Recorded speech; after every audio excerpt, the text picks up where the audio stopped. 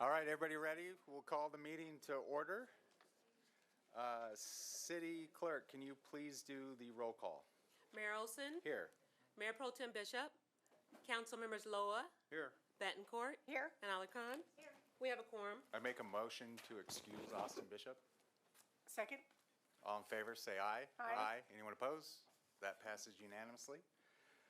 We're going to do the Pledge Allegiance, followed by a brief moment of silence. If everybody who's able can please stand, place your right hand over your heart, and begin.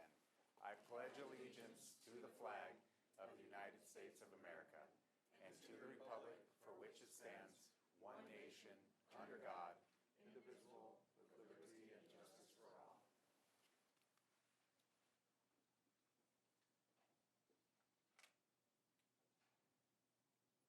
Thank you.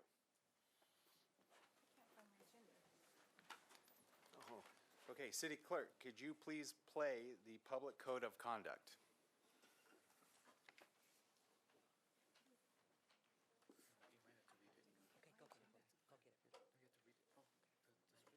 Okay, go get it. Go get it.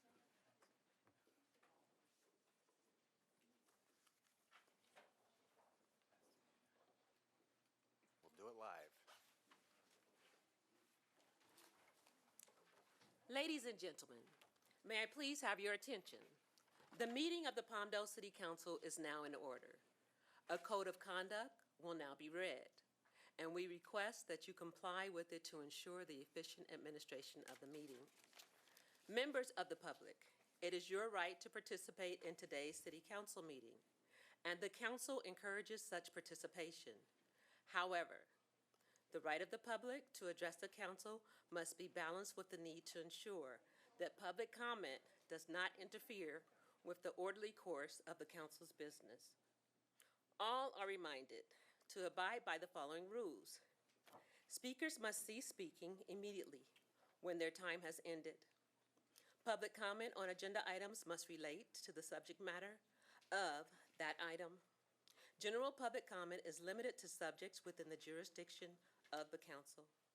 Public comment does not include the right to engage in a dialogue with council members or staff.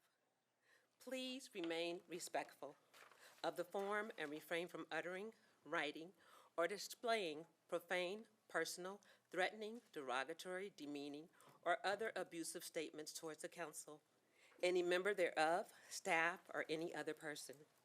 Members of the audience should be respectful of the views expressed by speakers, staff, and council members and may not excessively clap, cheer, whistle, or otherwise disrupt the orderly conduct of the meeting.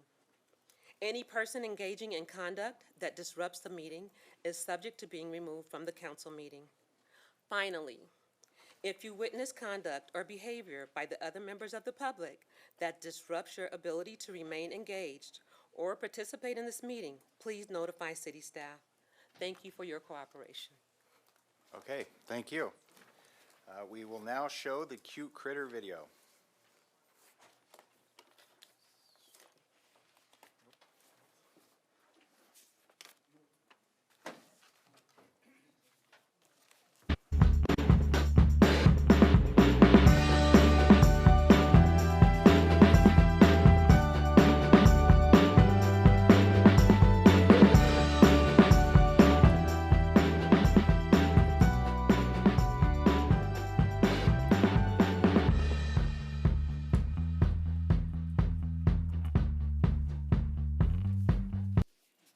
Okay. Can we acknowledge the observances for the month of August? The City of Palmdale would like to acknowledge the following observances: National Traffic Awareness Month, National Wellness Month, National Farmers Market Week, the 2nd through the 8th, National Night Out, Senior Citizens Day, the 21st, and Women's Equality Day, the 26th. Thank you. Great, thank you. Okay, non-agenda public comment. Now is the time for public participation for items not listed on the agenda. We have Eugene Hernandez.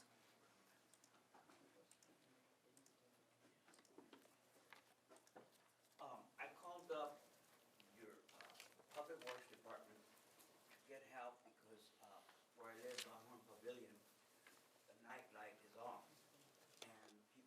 stolen my stepson's tire, and they have damaged the windows. And when I called up your public works department, the woman was very rude. I said, "What do you want?" And then she assigned a worker named James to call me up. And James, your city worker, said, "I called up your management and they dispute that this is a problem, and I'm gonna close your case." So I'm very disappointed with your city staff, Mr. Mendez and Nardi. I mean, they shouldn't be treating me, a taxpayer, like this and refusing services. It should be a crime for them not to do it. So now we still don't have the light up, and we have a lot of bad people who live in Longhorn Pavilion, so I could just imagine what's gonna happen next. Thank you. We have Cesar Vega. Thank you, Council.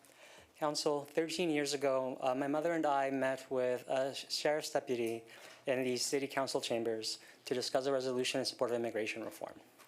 It was the first time in my life that I had ever presented to city government, and it was the first time in my life someone told me why they personally opposed illegal immigration, but it was also the first time someone showed me that they didn't necessarily hate me personally. I remember every single word of that conversation, and it still lives with me today. This is why I was shocked when on July 26th, having a panic attack, I call an ambulance. From my neighborhood, I was followed by a group of people in a vehicle, using loudspeakers, shouting at me, calling me an illegal alien while I was in the ambulance, cutting the ambulance off on Palmdale Boulevard on the way to Palmdale Regional Medical Center. Inside the medical center, 3 people waited and shouted at me again, calling me an illegal alien. Laughing as I started convulsing, as I started writhing in pain, and only stopped when I lost consciousness. This is now subject to a federal DOJ complaint. This is subject to a federal DHS complaint because these people, whether or not it's true, claim to be ICE agents in your community. These are the same people who I've mentioned last meeting were driving around my neighborhood using loudspeakers to say the neighborhood's surrounded, saying that they're going to shoot illegal aliens in my neighborhood. When I came out as an undocumented migrant, when I was undocumented and younger, I knew I would face challenges, that I would be threatened by people. Instead, I found the total opposite in Palmdale, a welcoming community that gave me a chance to build a career and a reputation, working alongside some of the most hardworking people in America who commute an hour every day for safe neighborhoods. I implore the council, for the sake of the quality of life in my neighborhood, to take a look at public safety issues just down the street on Q7th and 3rd Street East. We cannot control from this dais what Washington does with national immigration politics. I remember Ms. Betancourt saying that. But we can do something about the quality of life and safety in our community, and I implore the council to do so. Thank you very much. We have Kevin Shankman. Welcome. Good evening. So according to the declaration of Colin Burns, one of your city attorneys, in the case Alarcon versus City of Palmdale, the total amount billed by Harper and Burns as of July 8th was $115,016. On July 22nd, the Los Angeles Superior Court awarded Councilmember Alarcon her attorney's fees and costs, attorney's fees in the amount of $186,563 and costs in the amount of $1,811.52. for a total of $303,390.52. And for what? So that y'all could keep city attorney invoices from being scrutinized by Councilmember Alarcon to make sure that you're not getting ripped off by your city attorney? Your legal advice has been trash. It's just the latest example.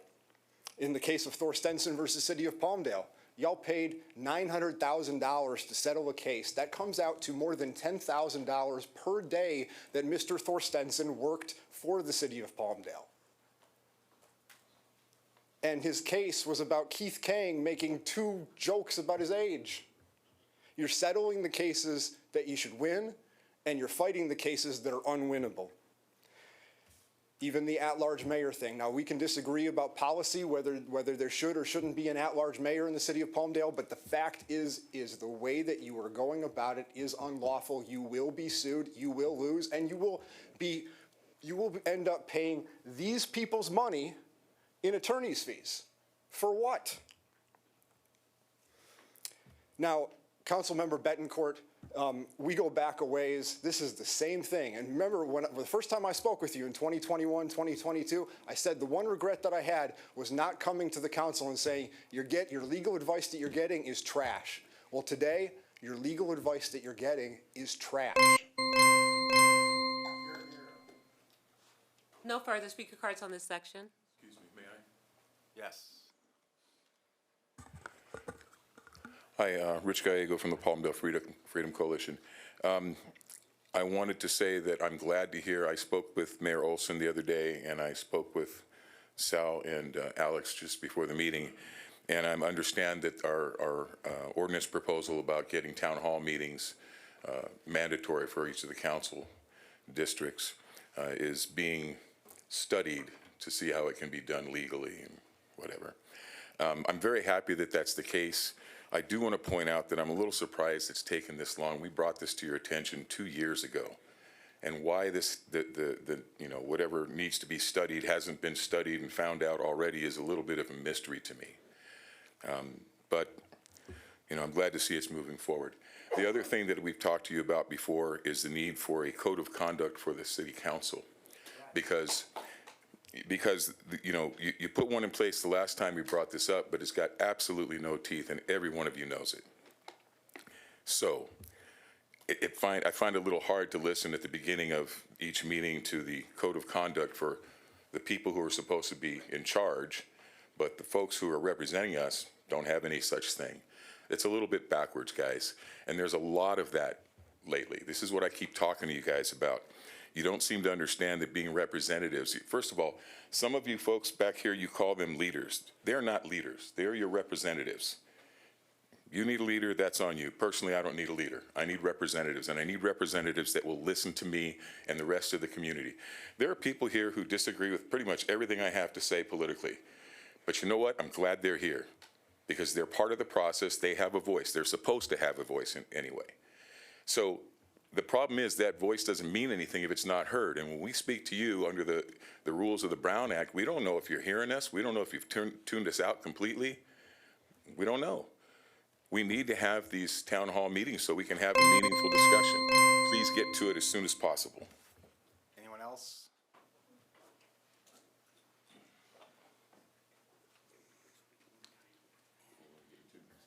Good evening. In about 2 months at our amphitheater at Marie Kerr Park, there's going to be an event that celebrates and expresses concern for breast cancer. There will be people, women, mainly women, there that are fighting the cancer. There will be those of us that are fortunate enough to be survivors, and a little group that we don't give enough credit to called caregivers. My caregiver, my sister, from actually day one, has been by my side 22 years. She is still going to doctor visits and making sure that everything is all right with my health. 22 years she's been my caregiver. We don't give enough credit to those that step up to be beside us.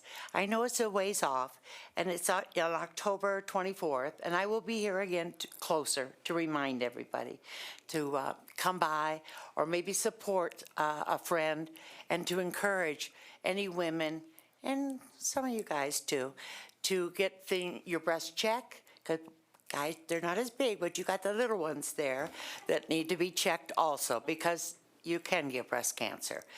And on a happier note, because I'm a mom, my son that I spoke to you about has arrived yesterday and will be with me for 3 weeks, a former Corson lifeguard. My son, Mikey, is here with me tonight at the council meeting. So thank you very much. Hey, Marcia, get your scooter ready. I know it is all gamed up. Okay. Go ahead. Hi, you guys. How are you doing today? Nice to see you guys all. I am here as, my name is Rebecca, and I'm here as a curator and advisory member of the AV Community Art Gallery. I'm here again to ask you guys to please help us fund the AV Community Art Gallery. We are not a nonprofit. We are solely donation-based, volunteer-based, and we are a safe haven for the artists out here in Palmdale and in actually all of Spot One, because we got people from Little Rock coming to our gallery. We got people from Lancaster turning in their art. It's an untapped resource because you're allowed to turn in your work for free. And we service everybody. We service kids, adults, elderly, disabled, and anybody in between. I'm here, and I'm gonna keep coming until you guys set up a meeting with me. So, hope to hear from you guys soon. Thank you. Anyone else wish to speak? Roger? Can I ask, Come lighten it up. Okay. can I ask a quick follow-up question? So with regard to the town hall ordinance that was referenced in public comment, can I get clarity on where we stand? Because as I recall, we voted as a council to have that come back as a resolution, not that we study it. So can I get clarity on what's going on? I believe nothing.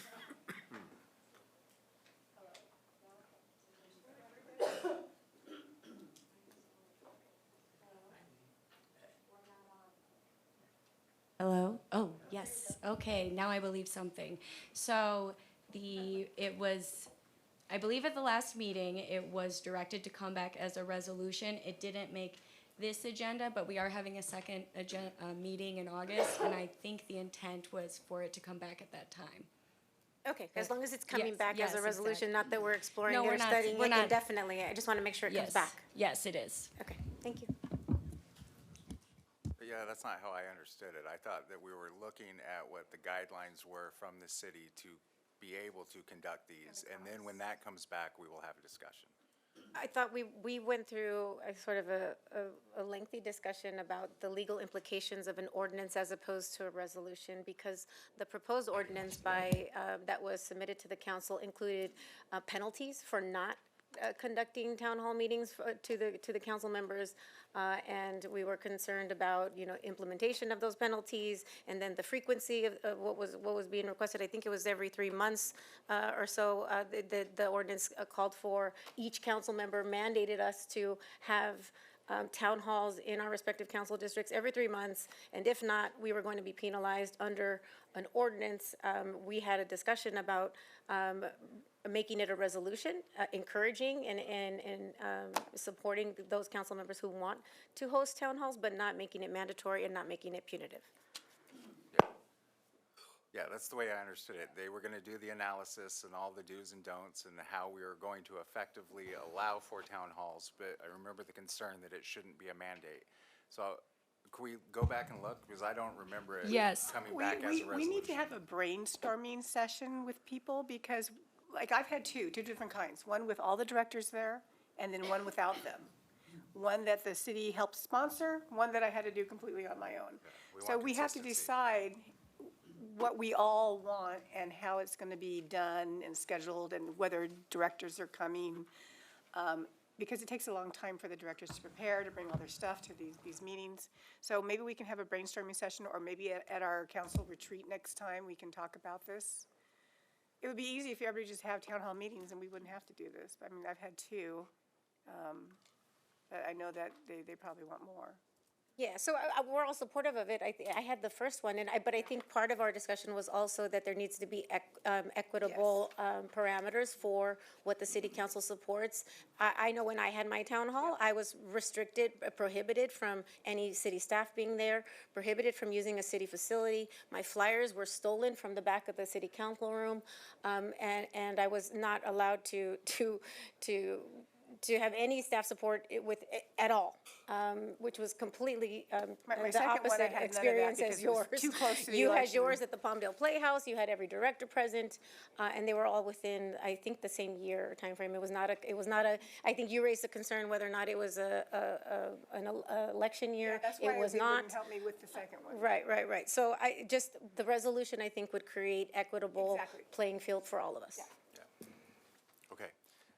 No one else wishes to speak? All right, we're going to close non-agenda public comment. Okay. Is there anything on the consent calendar that we're going to pull? Well, just before I allow public comment, we can pull for council discussion in a minute. Is there anything we're taking off? No, nothing at this time. 5-6? Should it be the pleasure of the council, we can pull All right, 5-6. I'm removing 5-6. We'll bring that back at the next meeting. Thank you. Okay. Public comment for consent calendar. If anybody wishes to speak on items on the consent calendar, now is the time to do so. We have Eugene Hernandez. I'd like to thank Eric for reducing our speaking time from 3 minutes to 2 minutes. And also thank you for taking us off YouTube. These meetings are not covered by YouTube anymore. And I'd like to say that I support the Teamsters. They're still on strike for the 3 years, and they're still fighting. And also that I believe that we, you should adopt a code of conduct, Eric, because your conduct is awful. Thank you. Great. We'll look into that. Next. No further speaker cards on this section. Is there anyone in the audience that wishes to speak on the consent calendar? Come on, Roger. All right, we're closing it. Council, is there any items you wish to pull for discussion? I think we all do. Yes, 5-3? 5-6, We're 5, taking that off completely. oh, 5-5, I apologize. 5-5, 5-8, and 5-9, please. Is there a motion to approve the remainder of the? Second? Okay, we got a first and a second. All in favor, say aye. Aye. Aye. Anyone opposed? That passes unanimously. Can we get a staff report on 5-3, please?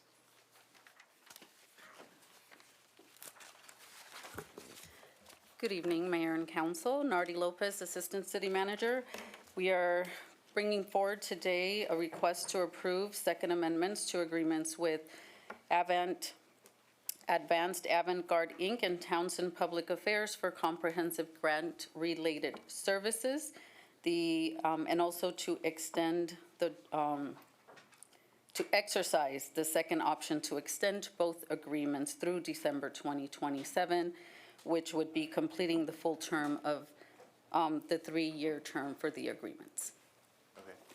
Can you highlight what we're getting from both of these agreements? Yes, I would love to. So, contracting grant services provide staff with the ability and the capacity to be able to submit grants for our various projects. In-house, it would be a challenge to be able to keep up with the amount of grants available and the amount of time that it requires to prepare the grants and do the research and align our projects with the grants that are most competitive. And so having this services allows us to be able to have the grant writers provide that support. I can say that with the services of these two grant writers, thus far, we've had $31.3 million funded in awards, and we have an additional $136.5 million that are pending. We've submitted grants, and we are waiting response on those as well to see if we were awarded. You said 31 million between both contracts? 31.3 million. Questions? Yes, so in my briefing, I requested sort of an outline of you've highlighted the sort of the large number, the universe of 31 million and some other, a larger number of what is still out there in prospects. But I asked for what specifically each contractor has delivered. Never received it, and I still don't see, I'm not hearing specifically which grants were received, and that's important information so that we can sort of discern whether or not we should, in fact, extend these agreements. Okay, I can share that information. I will speak to TPA, which is Townsend Public Affairs. They have thus far helped us. We have some that are funded and some that are pending award. So TPA, I have a total of $3.3 million, and I can specify which awards those are. We have for 24-25, that's the FSP Intercity Passenger Rail Grant Program, and these are the pending ones. That is for $65 million. I'm sorry, that was AGI, that's advanced. Okay, I'm Grant. confused already. So let's start over. I'll Let's go back up. Yep. I will speak about the pending ones at this moment, which is how I have my list here. Okay, so So start with pending for- and then what they've actually delivered. Okay, we have the Hazard Mitigation Grant Program. That is AGI, that's $165,000, and that will help us update our hazard mitigation plan. We have 24-25 FSP Intercity Passenger Rail Grant Program, and that is for $65,600,000. We have, So you said Townsend was the FSP? I am which- no, I am giving you advanced. All- These are all, what I'm reading off is all. Avant-garde. Yes. Okay.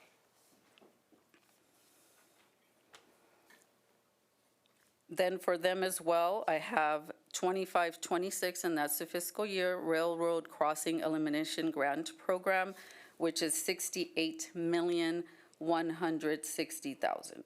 Those are very large grants and required a lot of analysis and gathering of information to submit.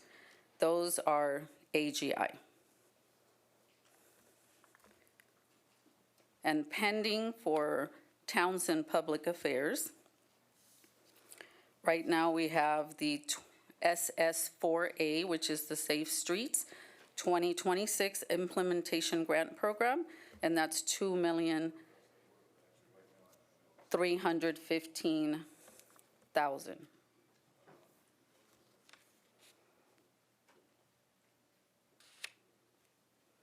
That good? Okay, I can go now to the ones that are awarded. Okay, so Avant-Garde, there were 3, Townsend, there's 1. There's a smaller one, that's the Lowe's Community Bucket List Program, because we do assist in small ones that some of the departments need. That's $250,000 for TPA. And then we have a $59,106 one, which is for FY25 Edward Byrne Memorial Justice Assistance Grant Program, which we were just notified yesterday that it's no longer pending. We are actually awarded. Okay. I'm getting a little confused again, but anyway, if you could go on to what was awarded, Sure. that'd be great. Sure. For awards, we have the Measure A Acquisition Only Grant, which was for our Beryl Springs Acquisition Project. That was awarded in 2025 January, and that was for $2 million. That was TPA. We have the Build Grant, which was previously the RACE Grant. That one is for the Rancho Vista Grade Separation Project. That was January 2025, and that was $23 million. We have another SS4A, that's also TPA, that's for project on 20th Street East Corridor Improvement Project, and that was $5,382,000. We have another cycle of the SS4A. This one is most recent in 2026.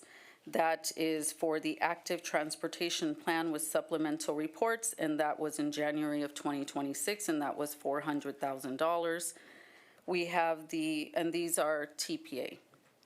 We have the 2026-27 Sustainable Transportation Planning Grant. That is for the Palmdale Master Bike Plan. That was in May of 2026, and that was $283,000. And there is an item on the consent calendar that the council just approved for a resolution on that one.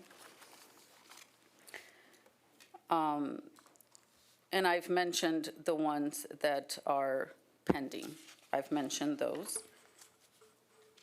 And that's the list that I have at this moment. Thank you. I guess it would be much easier if it was provided in writing as an attachment to the staff report. I think for the general public, it would be easier to digest and understand the value of these contracts. Understood. And then when I ask for it and I'm told that I'm going to get it, but then never get it, it's troubling. And this is, it's not an indictment on you, Nardi. It's, Ms. Lopez, it's just that this has been constant. For 3.5 years, since day one of me being elected, I've continually asked for information and been denied that information. And it's pertinent and relevant to what I do here as an elected representative. And I think now council members are starting to see that the stuff that I want is not because I want a platform for myself. It really is because I want to make sure that we're maximizing the value of our taxpayer dollars here, so that we can tell the residents, our hardworking residents that are paying the highest sales tax in the state of California, that their money is being put to good use. So it would be helpful if at some point you could just get us a list of all of what you sort of ran through. That would be helpful. Thank you. Yes, and I will say that that could be on me because I was not at your briefing and I understood to share the information, not that it was needed before, so apologies for that, but I will share it with the council tomorrow. Any other questions? Move to approve. Second. Okay, we got a motion and a second. All in favor, say aye. Aye. Anyone opposed? That passes unanimously. I believe that takes us to 5.5. Can we get a staff report?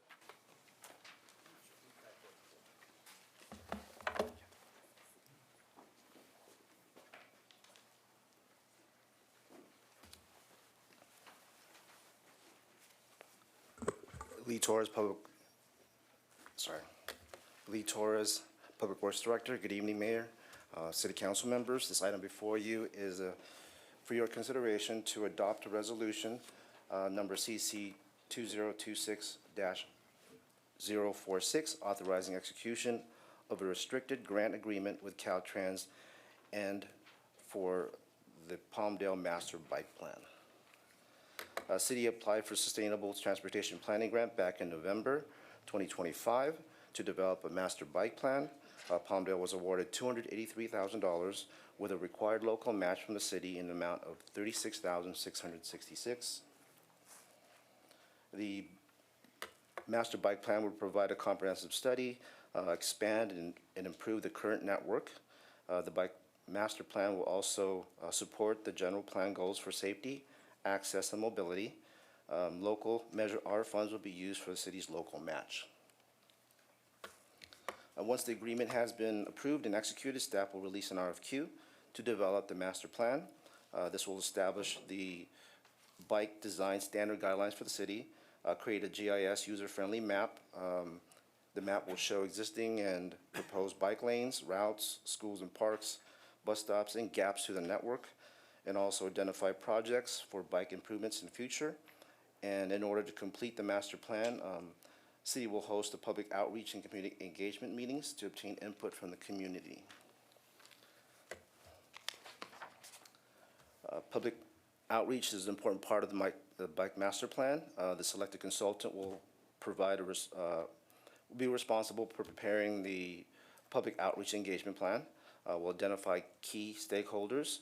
Will provide notification to proposed meetings to be sent through our city social media accounts and other outlets, create online project webpage to include fact sheets and project updates, and lastly, to host pop-up events and online surveys to collect additional input. That concludes my presentation. Do my best to answer any questions you may have.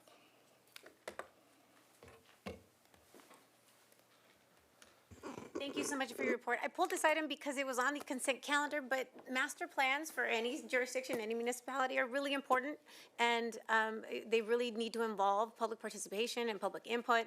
And so thank you for putting this PowerPoint together to outline to the general public what and how they can offer over the course of the process of the development of the master plan. If they're interested in following the process and contributing, they can reach out directly to you over the course of the next whatever year or so, however long you plan to develop this plan. But in any case, I just wanted to make sure that the public knew that there's an opportunity to participate in these discussions if they so desire.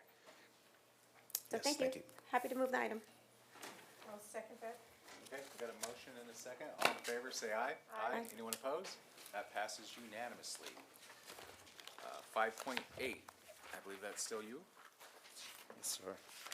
Next item is for your consideration to approve an agreement, A-9718 with Dash Construction Company for fencing replacement for not to exceed amount of $177,962. We advertised this bid back in April 2026. We had 5 vendors submitted bids. Dash was the lowest responsible bidder. The work itself will include replacement of approximately 1,400 linear feet of fencing, concrete mow strips at 4 LMD locations. We'll be using Landscape Assessment District funds to pay for this effort. Thanks for that. This also, for public information, this was on the consent calendar, but it affects my district and a couple other council districts. But we often hear from our commenters and our residents that, there's blight in our community. A lot of these wrought iron fences have graffiti, they're corroded, they're dangerous, they're just ugly and old. But I want to assure the listening public that we are investing in these projects and that we're going to deliver on them. So that's it. Thank you. Happy to move it. Any other discussion? Okay, we've got a motion and a second. All in favor, say aye. Aye. Anyone opposed? Passes unanimously. 5.9, that's still you, Lee. Next item is for your consideration to approve a requisition number 270110 with AAA Oils Incorporated, DBA California Fuels, lubricants and fuel and lubricants for not to exceed amount of $525,000. This bid went out back in July 2026. We received, we received 4 vendors, excuse me. The lowest bidder was Safety Clean System, but they submitted a non-responsive bid, so we went to the second low bidder, which was California Fuels and Lubricants. We'll be using fleet maintenance internal service funds to pay for this services. So thank you. For this one, I'm going to need a little help understanding exactly what we're doing here. So it's for motor oil, lubricants, diesel, and unleaded fuel. The bidder that you're proposing that we award the contract to, their bid price was slightly under $60,000, right?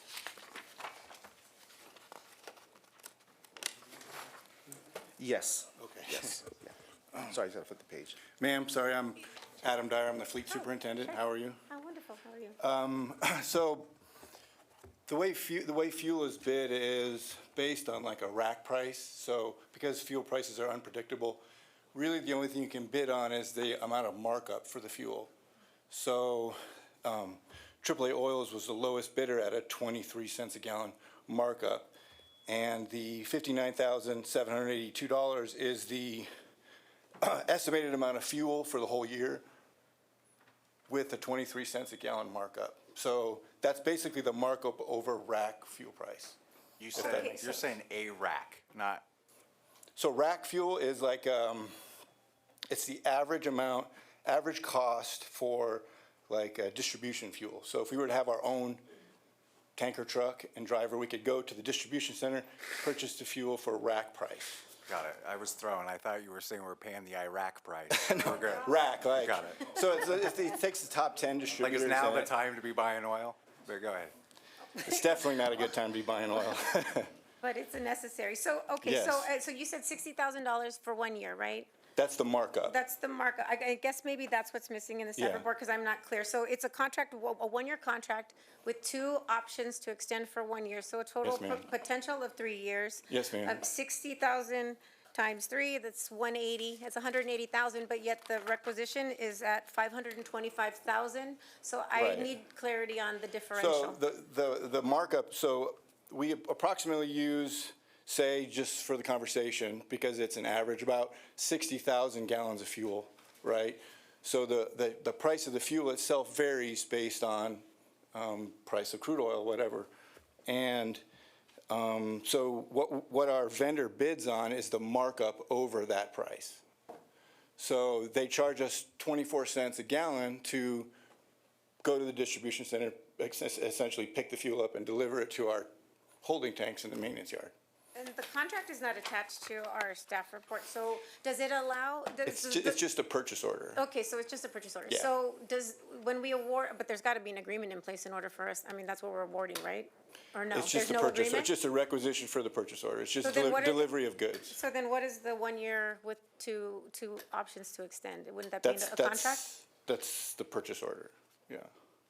I don't understand that, how a purchase order has a 1 year term and two 1 year options to extend. Right, it's just a purchase order? Just a purchase order, so- Yeah. Every year we have to come back. And ask permission or approval from council to redo the requisition every year. Okay, So but then why after- would it be an option to extend? There would have to be an underlying agreement in order to extend that agreement. No? I mean, hello? Are we calling something an option to extend, which isn't an option to extend? Like, is this they will hold the price of the goods the same? Yeah, so the agreement, the purchase order is good for 3 years after, or after the 1 year extensions, then we go back out to bid again for the product again. So it's I not see. an ongoing. I'm still unclear on what exactly we're doing. We're going out to bid. So how do we lock them into the 24 cents markup without an agreement?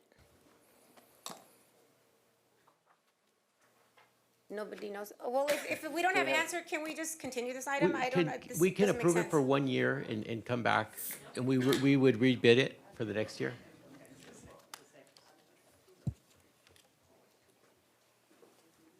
There we go. I'm sorry, it echoes in this room. We hear every word of the conversations. If we could just get through this, please. Good evening. So to address the question with regard to the solicitation, we went out to bid. That would be good for 3 years. That the purchase order is for a 1 year period, and the team would have to come back before council each year thereafter. But the RFP is the underlying document that would allow the city to hold those terms for the 3 years, whatever was in that bid document. And therefore, we would not have to go out to bid again next year. And the following year, we would wait until the expiration of that 3 year term to go back out to the market with an open solicitation So again. that when people, this is how I understand it, when people respond to an RFP and they provide a bid proposal, that's essentially an offer to the city. We have to accept that offer in order to make a contractual arrangement, in order to hold them accountable to whatever terms are set forth in their proposal. So there should be some sort of underlying agreement. This just doesn't seem like it's, I'm just unclear on exactly what we're doing here. And when the bidder the bid price is 60,000, and then you're saying that it's 1 year, but then 2 1-year options to extend, that's 3 years, that's 180,000. Then why is the requisition request over $500,000? So my understanding, based on what the team has shared, is that that is the markup price, is what was bid on. However, the city still has to pay for the actual price of the fuel. So that 525 is comprised of both of those components. Okay, I guess I'm just unclear on how we lock them into that price without an agreement. If you're saying there is no agreement, how do we lock them in for 3 years to 24 cents? So for the purchase of commodities, we can proceed with a purchase order and not a standard contract. However, the purchase order does have all of the city's standard terms and conditions. It has been approved to form by the city attorney's office. And our RFP, our solicitation documents become a part of that agreement, essentially. So there that is an is how agreement. the agreement is the purchase order. So that RFP is a legal document, and that is what holds us to those rates that were bid on. Can I ask a question? If we're giving them the option of extending for 2 years, why don't we just write a purchase order contract for 3 years? That way we don't have to come back. Why are we only doing 1 year when we clearly know we're gonna extend it for 2 years? Because I think the price of the fuel Or is the we variable. could do the opposite. We could do it for 1 year because ideally, we will get out of this war and the cost of fuel will go down. And then we can go out to bid again and get a lesser markup, lesser than 24 cents. But the way I'm understanding it is what we're locking into is the excess charge of the 24 cents. Right, The the fuel, markup. we're gonna pay for it, whatever the current rate is. So the Okay. RFP is the document that locks in the The markup. 24, the markup. But the markup could fluctuate and could go downward Yeah. in a year based on international, issues. You are correct. If the markup were, our team does evaluate that, and we would make that choice to go back out to bid at that point in time. We do have outs in each of our contracts, and we have the But ability to do that. I guess the question is, if that markup price goes up, what legally binds them to give us at the rate that we're discussing now? The RFP that they bid on, That legally That is a locks them legal in document. to making us pay that rate? yes. How so? It's a legal document. They bid on that. It is in their proposal. And that document becomes a part of the city's standard agreement, which is the purchase order. So But there it- is a standard agreement. I'm unclear, there's gotta be a governing document, an underlying document. Like, if we go to court to hold them to the terms, there's gotta be an agreement signed by both parties. Is there a purchase order document that is different than this requisition that is in here? Yes, there is. Okay. The purchase order, once the requisition is approved, we convert that in our system to the purchase order. Convert the requisition to the purchase order. On the purchase order, the back of that document contains all of the city's terms and conditions, and the copy of that is maintained at the city, and the vendor is provided with a copy of that as well. So setting aside the sort of the legal document and the framework that we've got to work with here, I don't know why we would lock ourselves into a markup rate when right now we're at astronomical fuel rates. It seems to me that it would behoove us to leave it open and to contract for as short time as possible, because in 6 months, it may very well go down. And why lock ourselves into a 24-cent markup when it could potentially go down to 20 or 15 or 10? We don't know, if international relations are going to escalate or de-escalate. Ideally, they will de-escalate, and at that point, fuel prices will go down. It just doesn't make sense to me for us to lock in a deal for potentially 3 years during a time when the markup rate is the highest it's ever been. It's a one-year deal with the option for the extensions, right? So I see the benefit to that is if the markup goes higher, we exercise those extensions because we'll save money. But my confusion is how we hold them to that. I can tell you that the last two contracts we've had, so the last 6 years, the markup has been 25 cents for those 6 years. So this is actually 2 cents less than we've been paying for the last 2 RFP and 2 contracts. So we're not agreeing to a 3-year term right now. We can No. renegotiate that next year. Sure. So can you tell me, so it's Sure. the $60,000 is for the markup. Right. And then for the 3 years, it would be, you guys are asking for 525,000. That's for 1 year. 525 for 1 year. Yes, ma'am.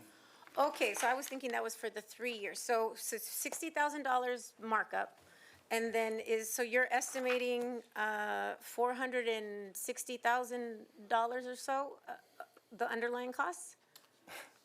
Yes, ma'am. So the price of fuel is the rack price, is the one that varies. So that varies with the price of crude oil. The markup is just essentially like the delivery fee. It's the middleman fee to deliver the fuel to our I tanks. understand. I was just Okay. trying to get, like, what is Yeah, the baseline that we have to work with and then build on top of. Right. So it's about 450, around that per year as the baseline, the foundation, and It's a then little we've bit- got the markup. It's a little bit higher than that, but yes.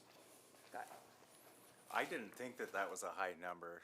Right now, Our with the way total gas fuel prices our total fuel budget for the year is about 700,000 total. Yeah, no, look, I get it. Okay, I okay. understand it's necessary. The staff report wasn't clear on why there was such a big differential in the bid amount and the requisition amount. I totally get it. It's confusing the way it is. It's purchasing fuel is confusing as it is, but trying to explain it is even harder, so. Okay, well, Okay, any other questions? Move to approve. Second. Okay, we got a motion and a second. All in favor, say aye. Aye. Anyone opposed? Passes unanimously. Okay, item 6.1, public hearing. City Clerk, let's open the public hearing. Can you please read the title of the resolution? A resolution of the City Council of the City of Palmdale restating in its entirety the City of Palmdale Master Schedule of Fees and Penalties and repealing all prior enactments inconsistent with this resolution. Okay, is there a staff report? Good evening, Mayor and Council. Janelle Sampson, Deputy City Manager. The item before you is to adopt a resolution restating the city's master schedule of fees and penalties for fiscal year 26-27. This is an item that the city reviews annually. We update our user fees to better align with the cost of providing services and to reduce general fund subsidies. What we have presented in our fee schedule this year is a 3.8% CPI increase for the majority of our fees. There are several fees within the schedule that have been addressed separately, and there was a detailed review of certain development-related fees in our building and safety and our engineering divisions.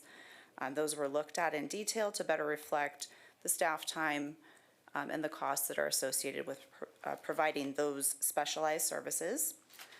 So development-related fees, those are designed to recover the costs that the city spends for things like inspections, plan reviews, things that are geared towards individuals and not the general population. So the goal is to recover the amount of costs from those individuals who are receiving the benefit for those services rather than expanding that and having the general fund, or essentially the rest of the taxpayers, pay for those amounts. Within our schedule, the CPI increase is applied to the majority of fees. As I mentioned, we also do have several areas where we have programs and fee waiver sponsorships, things of that nature. Specifically, our Parks and Recreation Department has some programs as far as sponsorships, Dry Town, and some other areas. We do have representatives from those departments available if there are specific questions, or I'd be happy to answer any other questions. Okay, should we do public comment before we do council discussion? Can I just ask questions first and then they can? Okay, we'll do council discussion. No, it's not discussion, Okay, it's go ahead. questions and then we can discuss. Okay. Questions of the staff report. So, I think every year, since we have to adopt this fee schedule every year, and every year I voice the same concerns about potential subsidies for, and I mentioned this to you in our briefing, potential subsidies for low income, for seniors, for veterans, and who was the other one? Maybe I'm forgetting one, but seniors, veterans, in any case, those that are on fixed incomes. And I know specifically last year, I think we all voiced the desire to implement some sort of subsidy or relief from these fees for veterans, because there is no existing program to help veterans out when they're called to pay some of these fees. In our briefing, I asked if we had developed a program yet since last year, and I think your answer was no. Is there a way that we can get some feedback from staff on how we could potentially move forward with a program specific to veterans, but also get an update on subsidies for seniors and others on fixed incomes? Of course. I could speak to the veteran portion of that question. We have heard the council's request as far as a dedicated program for veterans. While that program is underway, we are working with our communications team in developing a dedicated webpage for veterans to submit their requests for assistance, financial assistance. We do have funds allocated in our Measure AV budget that are available to assist veterans. I will defer to our Parks and Recreation team, who is here and can address the other subsidies and sponsorships that the city has available to.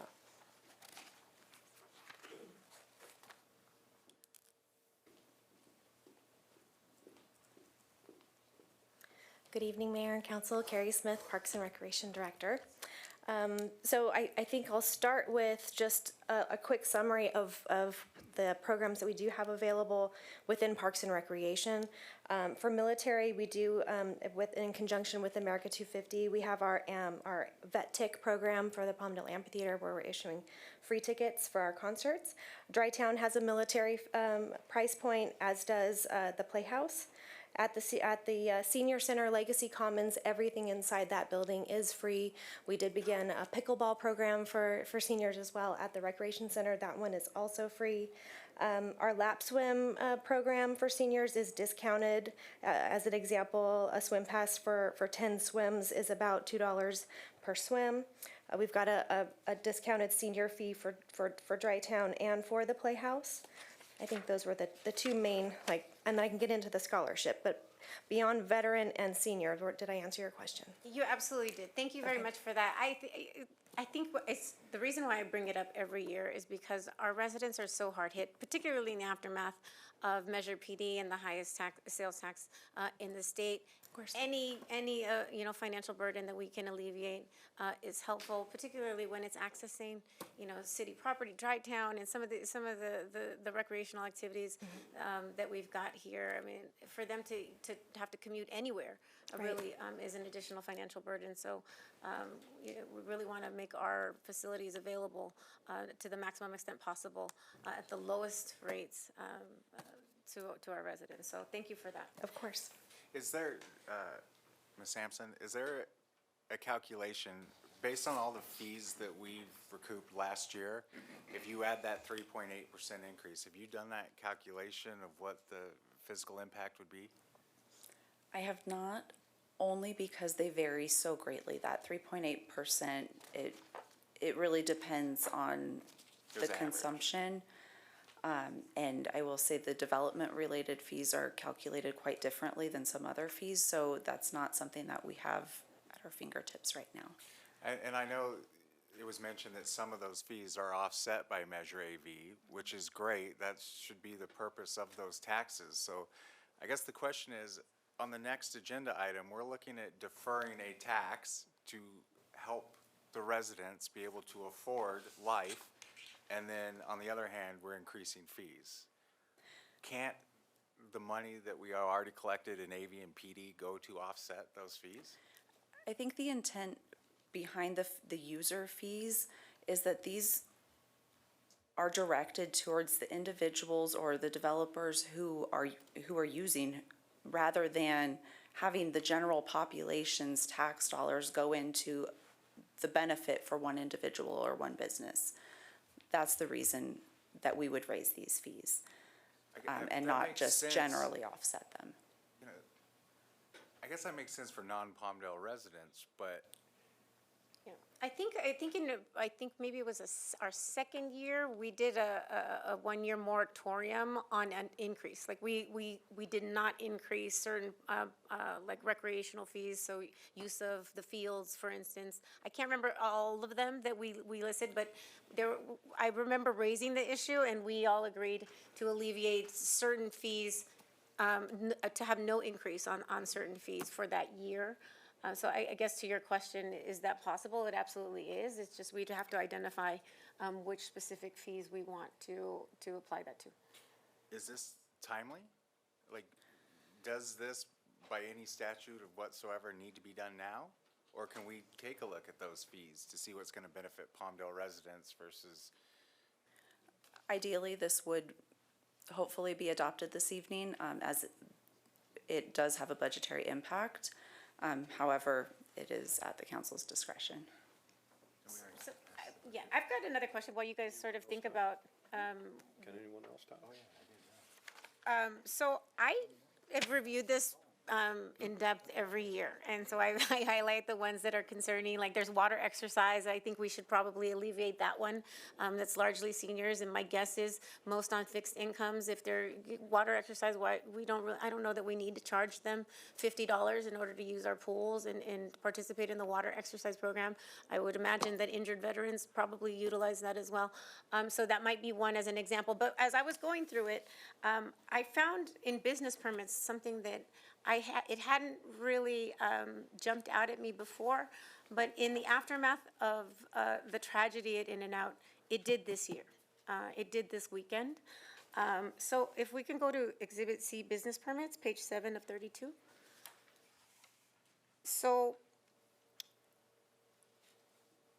there are business permit fees. There are some that for policy reasons, for public interest reasons, we have exorbitant fees because I think we want to discourage that kind of establishment from opening in the city of Palmdale. For instance, adult-oriented businesses, no strip clubs, right? That's $3,000 for a permit. Massage establishments, it's also the same price as essentially a strip club. But then gun dealers. The application for permit is $328. Now, when I went and looked at the park and recs fees, the cost to rent a gym, a park gym, for 2 hours is more than that. That's concerning. In terms of policy priorities, and in terms of what we want for our city, I don't think we want more gun, at least I don't, and I'd like to think that I speak on behalf of the residents that I represent on the east side. Do we want more liquor stores? No. Do we want strip clubs? No. Do we want dispensaries? No. Do we want more gun shops? No. Do we know how many gun shops we have here? I don't know how many we have. I don't know if you have an inventory. This is kind of off the cuff, but there are stores that exist, establishments where people can buy guns now.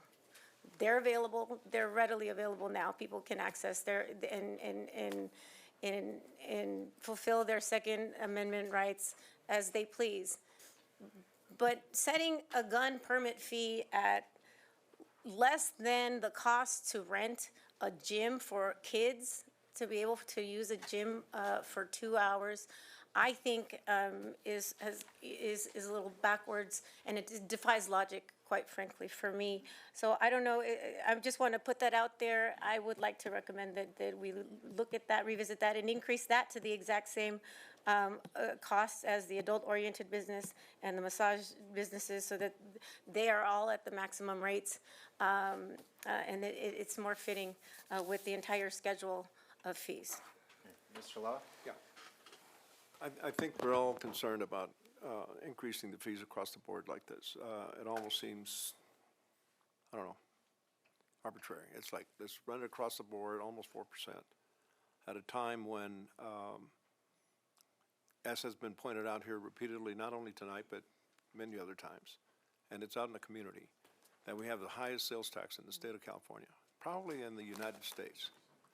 And and I mentioned yesterday to you and to staff, and I think it's already echoed by other people on this council, that with the two measures that we've had the support from the taxpayers and the voters of this city, Measure AV and Measure PD, that have helped us balance the budgets and makes us more fiscally sound as time goes on, that something needs to be carved out of those two taxes to return to the people who are paying those taxes here in Palmdale. The other thing is, we also want to encourage development, don't we? I mean, I think that's something that is a matter of public policy for the city, that we encourage development, particularly if it's going to bring more jobs here. And so some of the fees that are being charged for anyone applying for whatever kind of permit is exceedingly, I would almost want to say exorbitant. Maybe that's too strong of a word, but it is very expensive for developers to actually pull permits and bring development to our city, on top of some of the other impediments that we impose on proposed developers. But the sales tax is something that I think that you all should look at and see what we can do. So instead of raising fees year after year, we do something to lessen the impact on not just our residents, but also on people who want to bring development to our city. Can we do that? We can take a look. Okay. So I've got one last point to be made because it's an important one. So under housing, Exhibit K, page 18 of 32, the fee for a mobile home a rent increase application and a fee, appeals filing fee to appeal a rent increase for a mobile home resident is $3,600, $3,600. But yet it's $300 to get a gun establishment permit. If you're living in a mobile home and you're appealing a rent increase, which typically are not so much, to charge a $3,600 fee to appeal that rent increase is just astronomical, and I think that, at a minimum, should be at least one of the changes we make. But I'd like to say, and we'll hear from public comment on whether or not any of, what the public feels, but the mobile home rent appeal fee, I think, should be de minimis, and then we should increase the gun establishment permit fee. Let's do the public comment now. Is there anyone that wishes to speak on this item? We'll start with Mr. Shankman and then go to the cards. Okay. So I actually just want to address that last point. I'm actually the chair of the Malibu Mobile Home Rent Stabilization Commission, and our appeal fee is exactly $0. So, yeah, I agree with Councilmember Alarcon. Does anyone else wish to speak? Mr. Gallego? Yeah.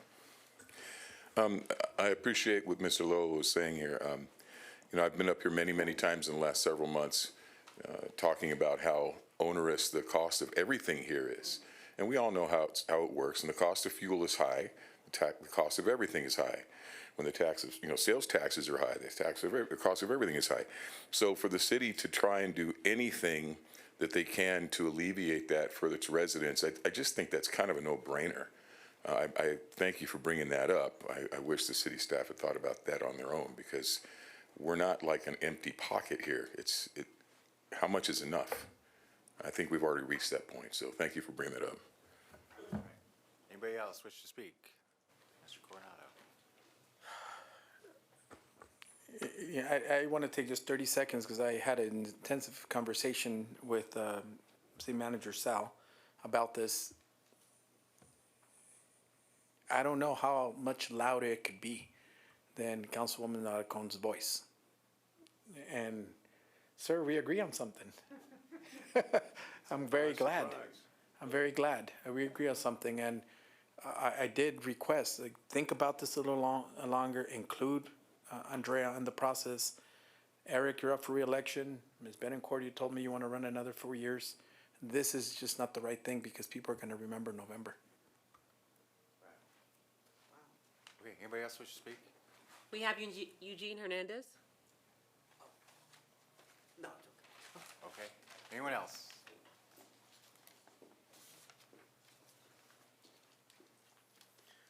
Hi, Jeremiah Farrell. I live in District 3. Just some concerning things that I heard. Number one, from Ms. Alarcon, I really don't appreciate the way that it feels like you're kind of assaulting the Second Amendment, to be honest. I don't feel like you have adequate respect for the Second Amendment, because it seems like you want to maybe price people out of being able to deal in the Second Amendment. And that's what it is when you're dealing guns. You're dealing in the Second Amendment. I don't think that should be something that somebody should be priced out of. I think that's quite ridiculous, actually. I thank you, Mr. Loa, for bringing up the fact that we want Palmdale to be a place that's friendly for businesses and friendly for development. And I think when you add this 4%, look, it might not sound a lot, but what about the next 2% that you add after that, and the next 5% you add after that, and then another 5%? We want a place to be friendly for businesses. So I thank you for bringing that up. So I'm completely against any raise of this tax whatsoever, or these fees, I should say. Thank you. Okay, anyone else? We're closing the public comment on this section. Council discussion, anybody have anything else they wish to say of the matter? All I can tell you is that, as it's presented today, I can't support this. Agreed. It definitely needs to come back. It's just a matter of when. You want to freeze everything and discuss this in a year, or do you want time to go through it? No, we always we got to take care of business now. I mean, let's get it done. And if we can provide relief to our residents, let's get it done. And and we're having meetings once a month, that gives us what, 3 weeks to work on it? We're having a second meeting in August? Okay, great. But I don't know that we're gonna need a whole lot of fine tuning, but there are some, big ticket items per se that we could just adjust and tweak, and it's not gonna take a whole lot of effort. I'm happy to help. I'm always available to help, and consider me a resource always. But I don't know, I could not support pushing this for a year. We don't have to put a time on it now. We can have those conversations and then bring it back to the agenda, right? I think we should schedule it for the next regularly scheduled agenda. I don't know that it's really that complicated. Are you sure that's enough time? I don't see why not. Are you guys gonna participate? I'm happy to do it, but What I'd like to see is what the impact is going to be. I don't know whether in your prediction for the budget for 26, 27, you kind of included a 3.8% increase across the board on these fees. Did you do that? Because if you did, I don't recall that was really an item that was presented to council. And I think it was a incorrect assumption to make that, because this is an issue that comes up every year. And every year, we voice the same concerns, particularly in light of the fact that the people of this city have voted for these tax increases. And what's the benefit that they're getting from that? And so I think that if you baked in a 3.8% across the board for service fees, that was not right. And so we need to make an adjustment there and figure some other way. I mean, I don't know what you would do. I know budgets are fiscally tight, but we can't keep imposing burdens on our people. We have to stop that. And we also have to encourage people to invest in Palmdale. I mean, but today, I don't think this flies. Okay, who would like to make the motion? I'll make the motion to table the item. Second. Until, can we do a date certain? So how about maybe two meetings from now? okay, That gives us a month. okay, we'll table it until September. Don't we need to vote on that? Yeah, we're That's the gonna vote right motion. I'm clarifying the motion. We'll table it till September. All in favor, say aye. Aye. Anyone, what's the word opposed? Opposed. Passes unanimously. Okay. 7.1. Can we get the staff report, please? Oh, I'm sorry. Can you read the title of the resolution? A resolution of the City Council of the City of Palmdale to delay the phased implementation of the transactions and use tax increase authorized by AB 2443 and enacted by Measure PD. Okay, staff report, please. Good evening. This item presented before you this evening is a resolution to further delay the phased implementation of the remaining 0.5% of Measure PD sales tax that was approved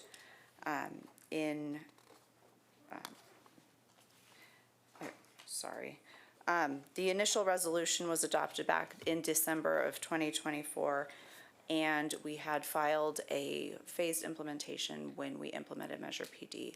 That implementation took into account the initial 0.75% that took effect, that's already taken effect, and the additional 0.5% was slated to take effect with 0.25% on January 1st of 2028 and 0.25 on January 1st of 2029. We are coming to you today with a recommendation to delay that for a period of 7 years. We have worked closely with the CDTFA, the California Department of Tax and Fee Administration, on this solution, and they are on board with what we have proposed here. We do and would have the ability also to reevaluate before that 7-year period to determine if the city wishes to go forward and implement at that time, or if we're still in a position that we'd like to further delay. So what we have here is a proposal to adopt the resolution with 0.25 taking effect on January 1st of 2035 and the remaining 0.25% to take effect on January 1st of 2036. I'm available for any questions. I just want clarity. The staff report, it says, I think it's incorrect. It says that under Measure PD, a three-quarter increase took effect on April 1st. Wouldn't that be half? It was 0.75% on April 1st of 2025.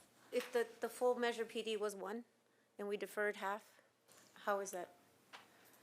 I believe it was the combination of the LA County Measure A along with Measure PD's implementation at the same time, but it was 0.75%. Okay, but not all of that three-quarters was Measure PD, right? So, and this item is Measure PD.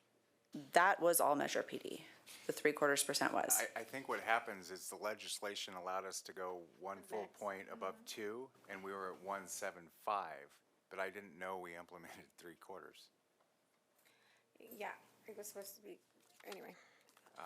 Okay, so I guess my question is, and this was an amended motion, this was brought back as an amended motion. My original motion was to fully repeal Measure PD.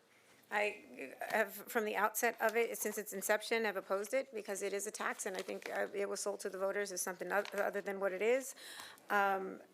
This leaves in place what you're saying, the 3/4 increase as is. Yes, it defers the remaining half until 2035 and 2036. But if we're going to push it out that far, why don't we just end it? What are we doing here? Why hang on to it for 9 years? It's my understanding that if we release it, then other entities have the opportunity to grab that tax, No. like the county. Am I If we correct were in that? to repeal entirely, that would need to go back to the voters to repeal completely. What this council has the ability to do is via resolution. This is what we've been informed by CDTFA, and that's why we brought this proposal forward. Via resolution, we have the ability to defer. I think that was the misconception with Measure PD, and the mantra was keep Palmdale dollars here. right. But that's not what it did. It just increased the local sales tax to the maximum extent possible, and then with the legislative, raise of the cap, that's how we ended here. It is what it is. We call it a spade. It was a tax outright. There was no keeping Palmdale dollars here and we're keeping the county from, we are obligated to pay the county its share. We can't just hide and evade contributing to those county taxes. So I'll support this if this is the only thing that the council will do, but I think that we should continue to consider, and I would hope that this council, given everything that you guys have just said, we all understand that everybody is hurting. Why, if we have the power, last council meeting, everybody was gung-ho about putting on the ballot the at-large mayor, and everybody moved expeditiously to get it on the ballot. This is equally important to people, day-to-day lives.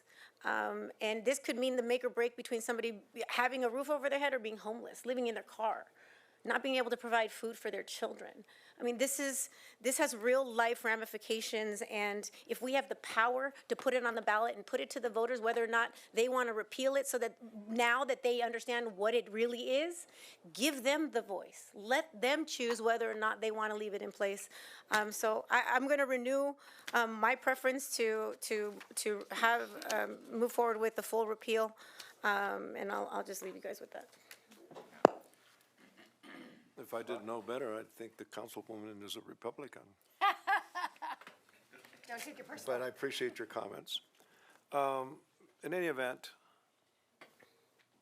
it is what it is, and it is an important measure that was made so that the city of Palmdale could control the monies that flow from those two tax measures. But the people need to get something for it. And that's what has to be always at the forefront of whatever budgets we're proposing as the years go along here. And I think that the people are intelligent enough to understand that both of those measures was made with the intent to keep the tax dollars here so that the county couldn't come in and grab that money. And they just did a workaround, right? Yeah. With this latest measure for hospitals and whatever this was, that all of a sudden passed at the last minute. It was failing, and then it passed. Interesting approach. But in any event, I guess they went to the legislature. I didn't follow it that closely, but my understanding is they went to the legislature and they again made it possible for the county to again go out and tax an increase. I'll be shocked if there's any value returned to the people of the county of Los Angeles in terms of emergency or mental health or anything else that we're supposed to address, if any of that should come to pass. I think what we're going to do is create more bureaucracies that will be the last thing on their mind to eliminate the problems that they're supposed to be addressing. Kind of like the homeless issue. All of the money that is being raised, and what's happened in the last year, increases in the population of homeless. That is inhumane. We talk about caring for people, and we've just passed large tax measures to fund these bureaucracies, and the result of it is an increase in the homeless population? Oh yeah, we just get rid of them off of the street so we can have a World Cup. Oh yeah, and the Olympics are coming, and where are we going to put them? One suggestion was by a candidate for mayor of Los Angeles was to put them in Palmdale. Yep, I remember that. We will not accept other people's problems. But it is a terrible issue for the people that are affected by homelessness. It is inhumane. And yet, all these tax measures that get passed do nothing to address the problem, in effect. Anyway. Councilmember Lloyd, just real quick, as a proud lifelong Democrat, I too was shocked when I was the only person in the Antelope Valley who opposed Measure PD. Well, okay, I won't speak to that. Okay, let's get back there. Okay, one, I think any conversation about taking it back to the voter, we missed the deadlines for the LA County consolidated elections. It would have had to got approved by the County Board of Supervisors to put it on the elections. We missed that timeline. I think for now, the best thing we can do is defer the implementation. You said it was going to be deferred till 2035 and 2036? Yes. But does that give future councils the discretion to keep deferring it? Like, it does not need to be implemented then, it's just gonna bring back the conversation then, correct? Correct. If this resolution tonight is adopted, this would be filed with CDTFA and it would be scheduled as such. However, the council or future council does have the option to bring forward another resolution prior to those dates and further delay. Right, so we also have the ability, because the way the resolution that allowed us to defer is pretty flexible. We could stop the implementation fully right now. We don't need to, we don't I need asked to that repeal it. question and the answer was no. Once it already is implemented, you can't take it off without the voter, correct?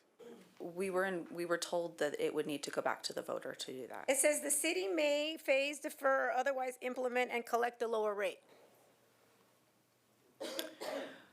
Why can't we do that now? I have worked with the staff But at that's what it says. CDTFA for multiple months, and we have been informed that this is the method that we would need to go forward, and that we would have the option to further delay via resolution if So that is so chosen. We can delay, we can delay the full implementation of Measure PD. Not the portion that's already implemented, is my understanding. Okay, I would like to suggest that we get a more clear legal analysis of that point, because I disagree. And if there is a will, there's a way we can get it done. We don't need to take this, we could have done this when I introduced my motion and we had the discussion last month, but then the desire was to bring it back as this reso now. But since we're here, if we can stall 100% of the implementation of the Measure PD tax increase, we should. The reason it's coming, Mr. Mendez, how much does Measure AV produce in tax revenue to the city of PD Palmdale? or AV? And how much, and, no, I mean AV and then also PD. 27 million. PD or AV, they're the same? They're the same at this So point in time. 27 million, that's 54 million. Okay. So in the study that's being suggested here, can we try to figure out, what we're going to cut in order to address that $57 million shortfall? Or 54 million? That's exactly what I was gonna suggest, is like, back to the fee item. We need time to go through it to see what needs to be adjusted. With the implementation of Measure PD, one, we need the clarification if we can remove it after it was implemented. It was my understanding we could not, so we do need clarity on that. But if we did have the ability to fully take it off the books, we do have to find a replacement for that $27 million because things were already programmed in the budget. So what I think, my motion is, did we do public comment? No, not yet. Let's do that right now. Don't go too far, Ms. Sampson. We have Dr. Coronado.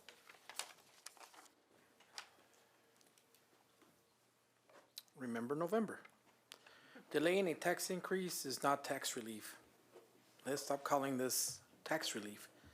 11.25% of nearly 10 years is not relief. It's punishment for the people who can least afford it. The reality is this, Mr. Law, in a city of more than 162,000 people, only about 27,000 people voted for Measure PD, 17%. The other 135,000 residents still get the bill. Let's stop pretending this is good news. It is simply moving the burden for today's families to tomorrow's families.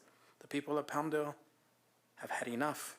They're tired of paying more and getting less. Every year, we hear the same message. More taxes, more fees, more government. Meanwhile, working families are drowning under inflation, housing costs, utility bills, gas, groceries, and insurance. Palmdale already has one of the highest sales tax in California, 11.25. When the country increases takes effect, the residents will pay 11.75. Tell me why working families in Palmdale should pay higher sales tax than shoppers in some of the wealthiest communities in California. There is no good news because there isn't one. You call this delay? I call it admission. You know these future tax increases are too much. If they are too much today, they will be too much in 2035 and 2036. This council should stop asking taxpayers to solve every financial problem. Government has a responsibility to control spending before it reaches deeper into the pockets of working families. Families have already tightened their budget. It's time for City Hall to tighten their own. Don't tell us this is for our benefit. Do not ask us to celebrate a tax increase that has simply been placed on a shelf. We're not fooled by a different date on the calendar. The people of Palmdale deserve more than one higher sales tax rate in the highest sales tax in the United States. We deserve an economy where families can afford to shop in their own city without feeling punishment at the cash register. The people of Palmdale deserve a city council that earns public trust before asking another dollar. Thank you. Next. We have Eugene Hernandez. Oh, pass again. Anyone else with cards in? No. Okay. No, sir. So I'm not an economist, but I spent a lot of time listening to a guy named Thomas Sowell, who some of you may be familiar with. I think he would tell you that one of the things that's going on here with not just the city council and the city staff with all these fees and taxes, but the county, which that's a whole, I'd like to know how we fight the county. And I mean, what does this city do to fight the county? But that's another discussion for another time. But what doesn't seem to be considered is the fact that if you keep raising fees and you keep raising taxes on the citizenry, eventually they leave. Everybody here knows, many people probably at this point who have left for Texas, left for Tennessee, left for Florida. And if you want to increase tax revenues, the best way to do it is to broaden your tax base. It's not to tax them into oblivion to where they have to leave. This is actually counterproductive. And I would ask the council and the city staff and whoever else is involved in this to take that into consideration. When people can't afford to be here anymore, you won't get their tax dollars. Pretty simple. You know, you think that the math is, well, we need more money, so tax the people more. That's not how the math really works. How it really works is people say, I've had enough, I'm going where I can afford to live. I moved to Palmdale, my family did, 25 years ago, largely because it was more affordable. There were other reasons too, but that was a big one. It's no longer the case. And I don't want to leave Palmdale. But if the people in charge keep, putting these onerous taxes on us, I'm not going to stay. Now, that may make some of you happy, but nevertheless, it shouldn't be that way. So please, anything you can do to relieve us of this, do it. Marcos?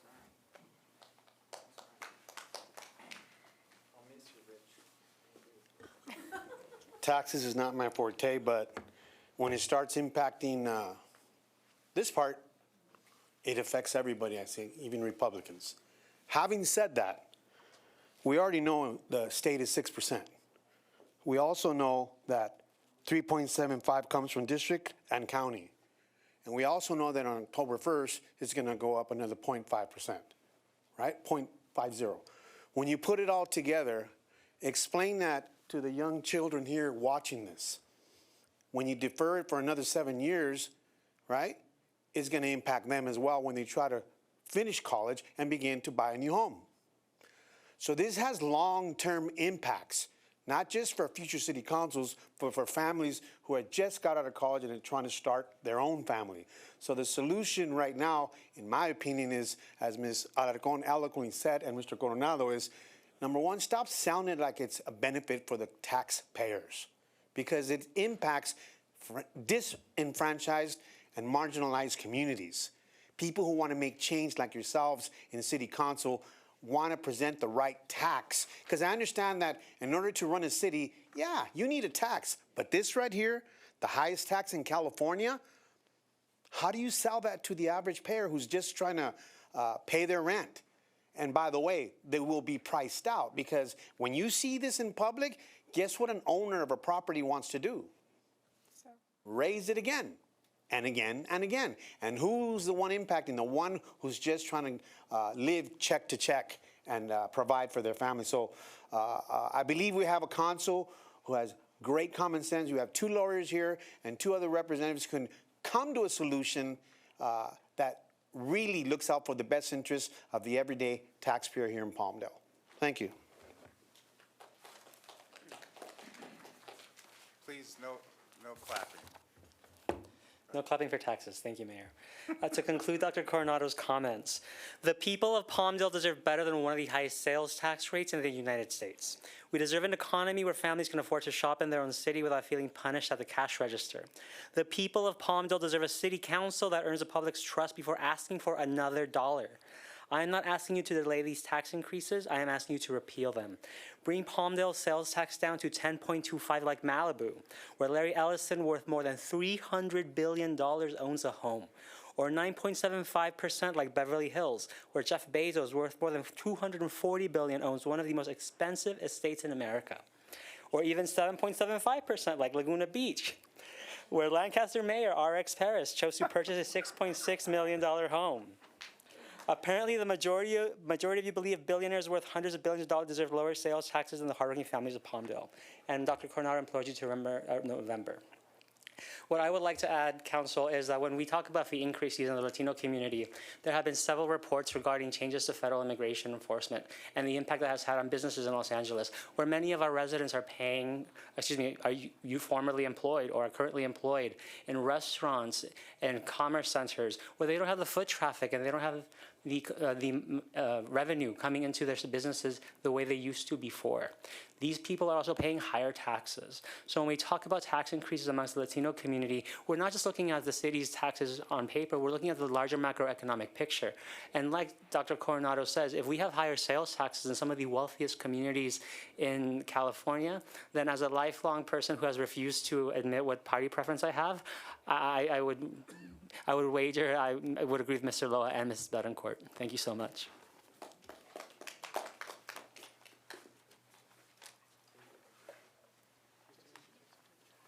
Good afternoon, everyone. I'm a new resident in Palmdale. I've been to the meeting a handful of times. I watched the meeting from my house a couple of times. And it seems like taxes is just a popular word here. It's just every time taxes, taxes, taxes, but not lowering taxes, increasing taxes. And as a new resident, I'm not happy about it. Something needs to happen. This only shows lack of leadership from all of you. This is just not okay. Something needs to happen. I hope it happens as soon as possible. There is no time to wait. There's time to waste. It needs to happen. Thank you. Anyone else? Roger. There he is. Since Mr. Olson was kind enough to invite me to speak, I will. Now, they're proposing to defer a tax increase, and people get up and speak against that? Have you all gone insane? Let's defer the taxes till 2050. Keep deferring them. This is a good thing for the residents. So I was astounded to hear people speak against deferring these tax increases. Thank you. All right. Oh, we got a special visitor got a from our special congressman, guest. George Whitesides. Come on up. You want to speak on taxes? Also, you got a great event out there, so Come and thank you say for hi. organizing that for your community and recognizing the importance of public safety. I just wanted to recognize you out there. I wanted to recognize the council in here for. Thank you very much. Thank you very much. Congressmember Whitesides, thank you so much for coming out. George Whitesides, the congressman from this area, represents you in Washington, D.C. Congressmember, please Come up. come up to the mic. Come up to the mic, Congressmember, so that the listening public can hear you. Yeah, they can't hear you. Didn't mean to, yeah. Welcome. We're thrilled that you're here, sir. Okay.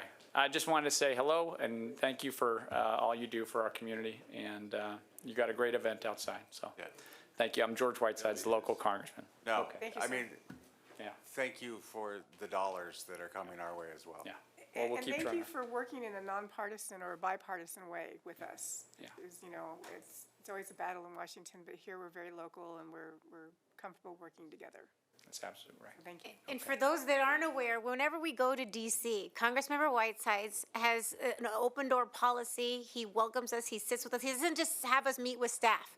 He sits with us personally. He understands and listens to all of our issues. We bring him binders of all of these funding requests, and he actually reads them and he actually delivers. And he's produced millions of dollars for our community. So we owe a debt of gratitude to our Congressmember Whitesides. Thank you. Thank you. Okay, that was a little unorthodox, but he has given this city a lot of money, so we'll allow it. So can I ask a question? Wait, hold on. oh, no, Before, I'm sorry. is there anyone else that wishes to speak on this? Because we'll have another chance at discussion here. Okay. Anyone else? Okay, we're closing public comment on this item. Go ahead. Thank Okay, you. so I know that we missed the opportunity to get it on the ballot for the November election, but what is the next election that we could put that on the ballot to actually repeal it? Because the public has to repeal it, right? The next primary, unless we do a 2028. standalone election, Well, I was which gonna would be say, very, yeah, very, very costly. I know that it's very costly, but I'd like to see the numbers for a special election, because, you know, originally I came in on a special election years ago, years and years and years ago, when Steve Knight stepped down. So I know that special elections can take place, I just don't know at what cost. I mean, are we?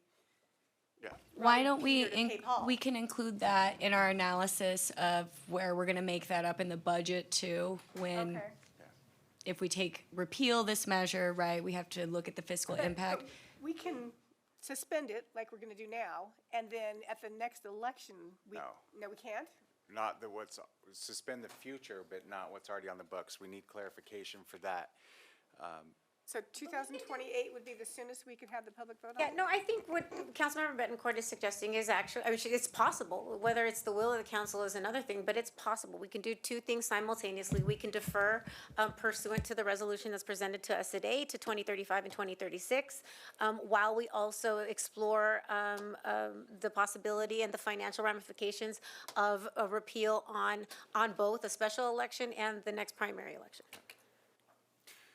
Okay, we could put all that in the analysis. I just want to say, like, there is a couple different ways to look at this. So yes, Malibu has a lower tax rate, correct? Yeah. Sales tax rate, but they have higher home values. Would you agree? Okay, so property tax is given to each city based on a percentage negotiated with the county at time of incorporation. The money we get from property tax is just a little over 6% of 1%. That's not very much money. So for cities like this, we unfortunately had to put it on the ballot to let the residents decide if they can help us cover some of these costs. Everybody here agrees that 11.25 and now coming in October, 11.75 is an extremely egregious amount for people to pay. Of that, Palmdale is getting 2.5. Most of it is going to the state, a majority of it is going to the county. So I understand the concern of the burden that it's putting on all of us, but what we've been able to do with that 2.5 is create the community preservation program. We're getting to illegal dumping and graffiti in 24 hours. We're starting to take care of some of the infrastructure issues that was not addressed by previous councils. We are doing roads. We are doing a whole lot of things that was deferred. We have to take that on now, and I understand the burden it's costing everybody, but the question is, what are we doing to fight against the county? What are we doing to fight against the state? Because it's easy for us to get yelled at about our 2.5 of 11.75. But I think the bigger argument might be, let's take the fight to the state and the county. Yes, 11.75 is egregious, but what services are we providing $27 million worth do you want to cut?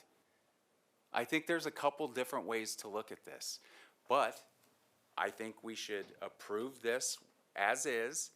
We get the analysis on what we can do in the future and then bring it back with those recommendations. May I speak to a point? Yes, Mr. Law. So, City of Long Beach, the sales tax there is 10.5%. They're faced right now with a $58 million budget deficit for the year 2026, 2027. So what's going to happen there, in order to meet that deficit, they're going to have to eliminate 413 positions in their city. And maybe that's a good thing, right? Because I don't know exactly, my understanding of the way that the city of Palmdale is run is that the positions are looked at very carefully, and we have an outstanding employee base. And I think that would be a difficult thing for us to do here, especially in light of the fact that in 2001, I think our employment here was around 500 employees. And then because of recessionary periods that kicked in, it got reduced by over half, right? But it had terrible implications for services to the residents of Palmdale. I mean, we got to consider that we need to deliver services to all of the residents of the city of Palmdale, regardless of where they are at, regardless of what their station is, what their status is. We have to deliver services across the board. So they're talking about eliminating 413 positions, including 260 direct layoffs. And so when we talk about eliminating these taxes, yes, they are painful, but yet what it has to translate into is services that are valuable to the community, as Mr. Olson has just pointed out. Some of the things that are now being done because we've had these tax measures approved by the voters, by the way. We didn't approve them. These measures went to the voters and the voters approved them. Some have questioned whether the voters knew what they were doing. Well, I think that that's insulting, because I think that the voters do look at the ballot and they do look at the measures, and then they make a determination based on that information. So we just have to keep in mind that because these two tax measures were passed, and I'm all for deferring this into eternity, but we have to take into consideration what would happen if we in fact repealed these two tax measures. And if it gets placed on the ballot in 2028, then, you know, that will have to be dealt with at that point. But consider the consequences of an action like that. That's all I have to say about that. So I just want two follow-up points. First to Councilmember Loa's, the voters are smarter. Our city attorney sat here and told the voters, quote, "This is not a tax." Are they supposed to believe the city attorney or not? I mean, what was portrayed to our residents, I think, was disingenuous. And so for us to now sort of suggest that the voters are smart enough, well, we told them, the Harper and Burns told our voters that it was not a tax. Expressly, quote, "This is not a tax." So I just want to be clear on that. And then to follow up on Mayor Olson's point about property tax in Malibu versus sales tax here. When this matter came before us, I was clear, in the state legislative analysis, it says sales taxes are regressive taxes. They have the hardest impact on those who are cash strapped.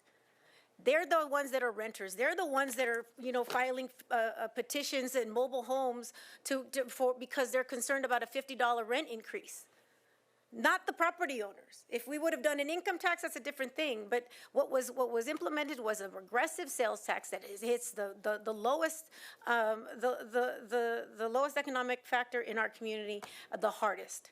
And so I want to make sure we're clear on what was presented to our community and how it was. And I just don't want there to be misconceptions and sort of revisionist history on what was before the voters. So I agree that a previous city attorney said that this is not a new tax.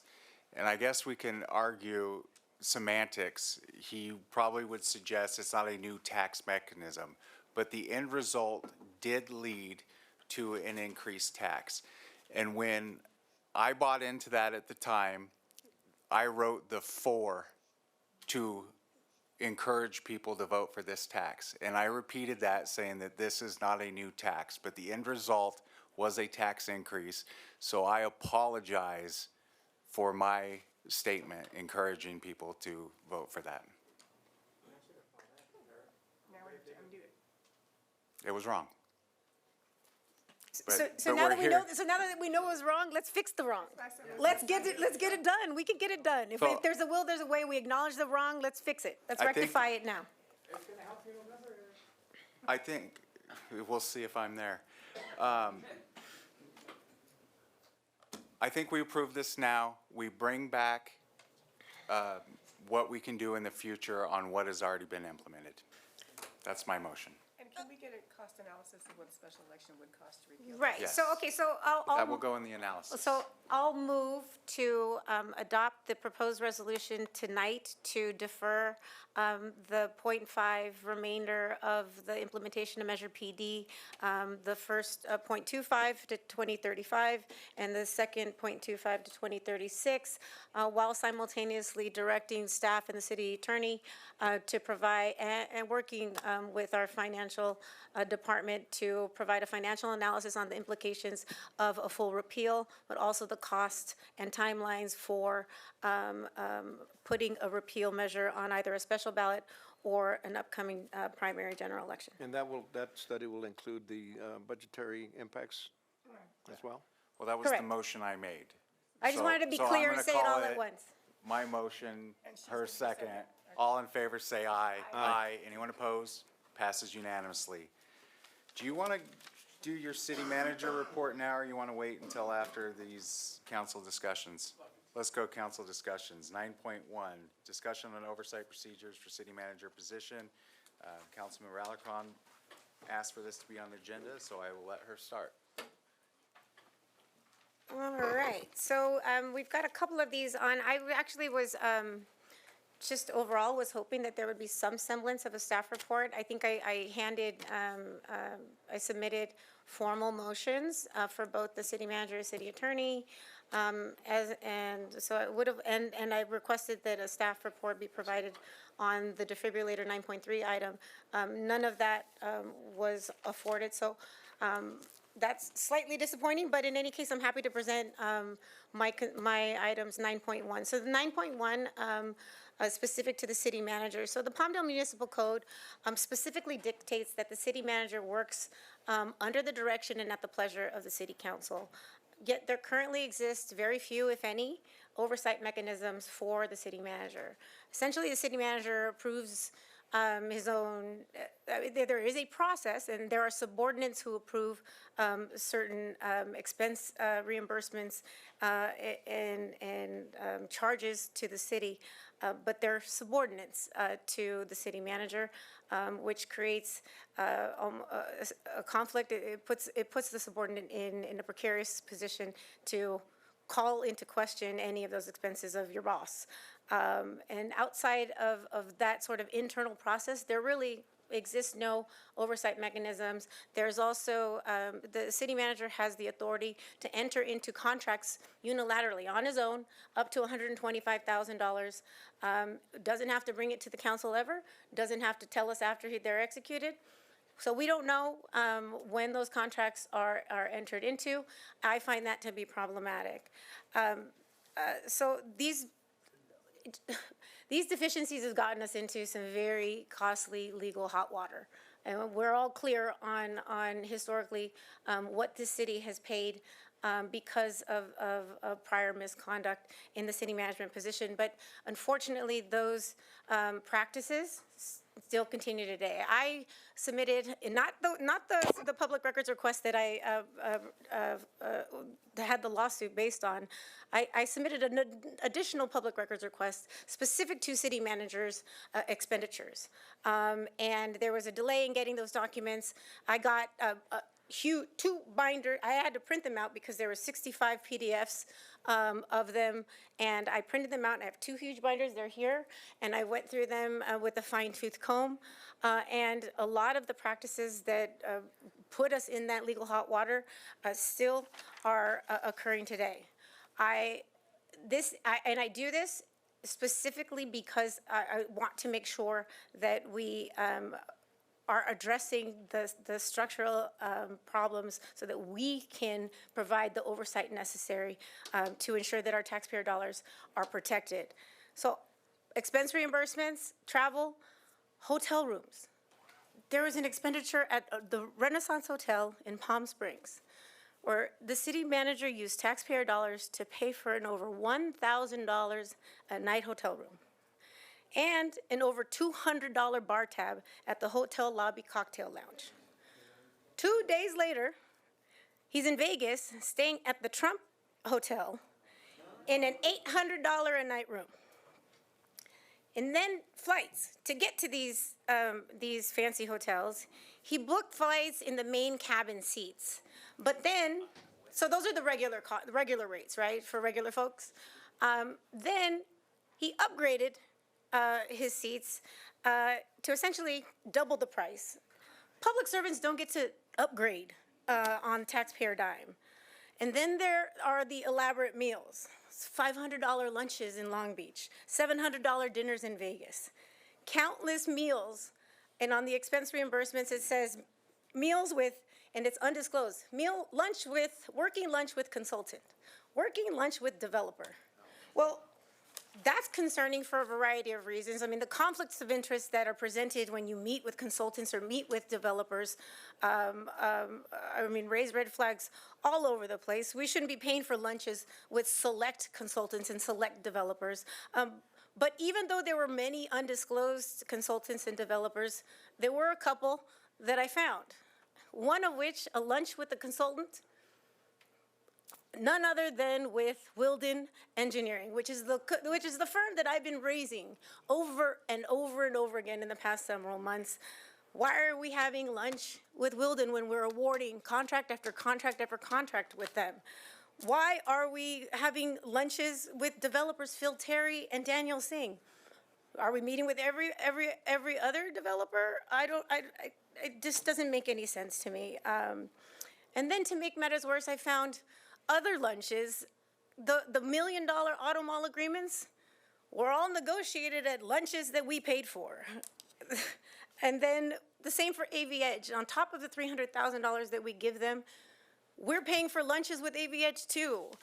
I mean, they're also it was listed as council club rentals at the Antelope Valley Country Club, presumably for golf club rentals. I mean, taxpayers shouldn't be paying for golf club rentals.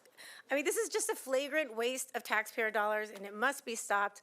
I'd like to hear from public comment on their suggestions on how we as a council should manage and implement some pretty necessary but strict oversight mechanisms for the Office of the City Manager. But there's a laundry list of things that we can do, but I think we've got to do something and we've got to act now. This is not agendized for public comment. Council reports, announcements, requests for future agenda has never been agendized for public comment. I'm not going to allow it now because I think we need to get those facts straight. We shouldn't proceed in the way that you're proceeding. I think that, yes, we should know exactly what's being spent, but I think that you're creating liability here. I'm creating not- liability. The liability exists already. Why are we spending $1,000 at a hotel?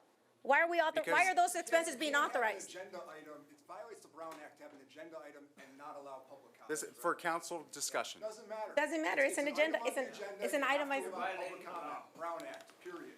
Now, if you get legal You advice don't on need that, to then it's have- trash. But go ahead, You don't need to have public comment on this item. trash. I mean, whether legally, and look, we could argue legally all day, and then whenever you guys take me to the mat, I step right up, and I will hold the city accountable, because there need to be active measures to control the taxpayer dollars. It's, why can't we just listen to the people? No, Why? we're not doing public comment. Why? Do you have a Because Eric's resolution? afraid. before- No, because I'm afraid of the liability it creates to this city. We're To not hear, doing it. the liability it creates to Okay. hear from the Do public. you have a solution? Because we're moving on.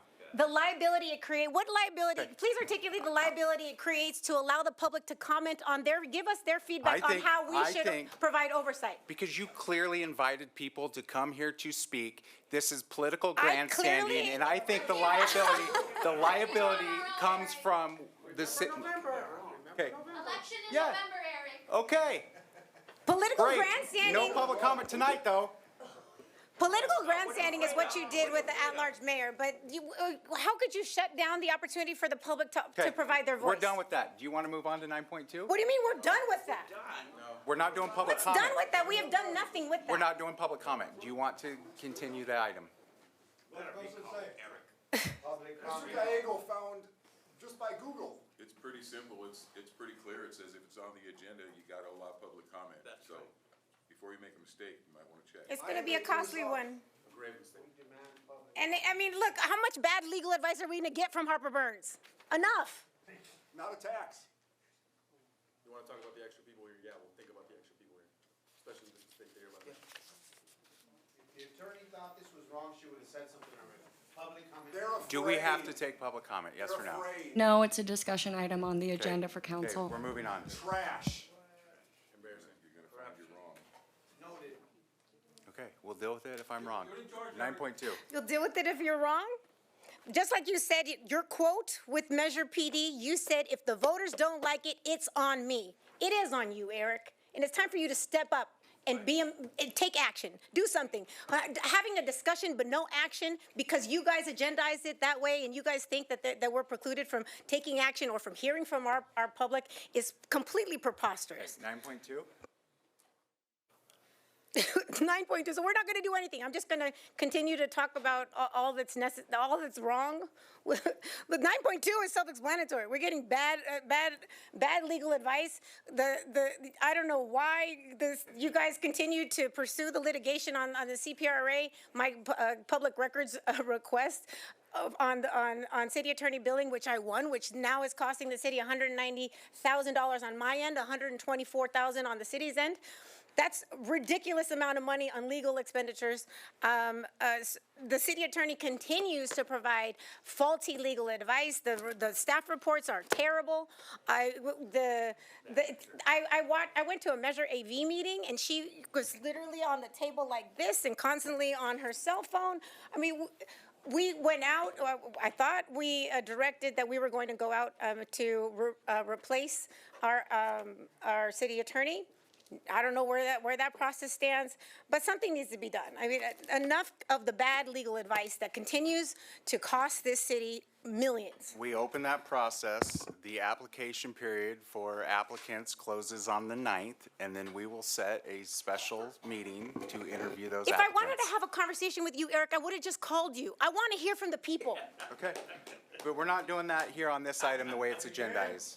Why not? Okay, 9.3. 9.3. Speaker cards for items 10.1, 10.2, and 10.3. And then they'll all be plaintiffs. Do you have anything for 9.3?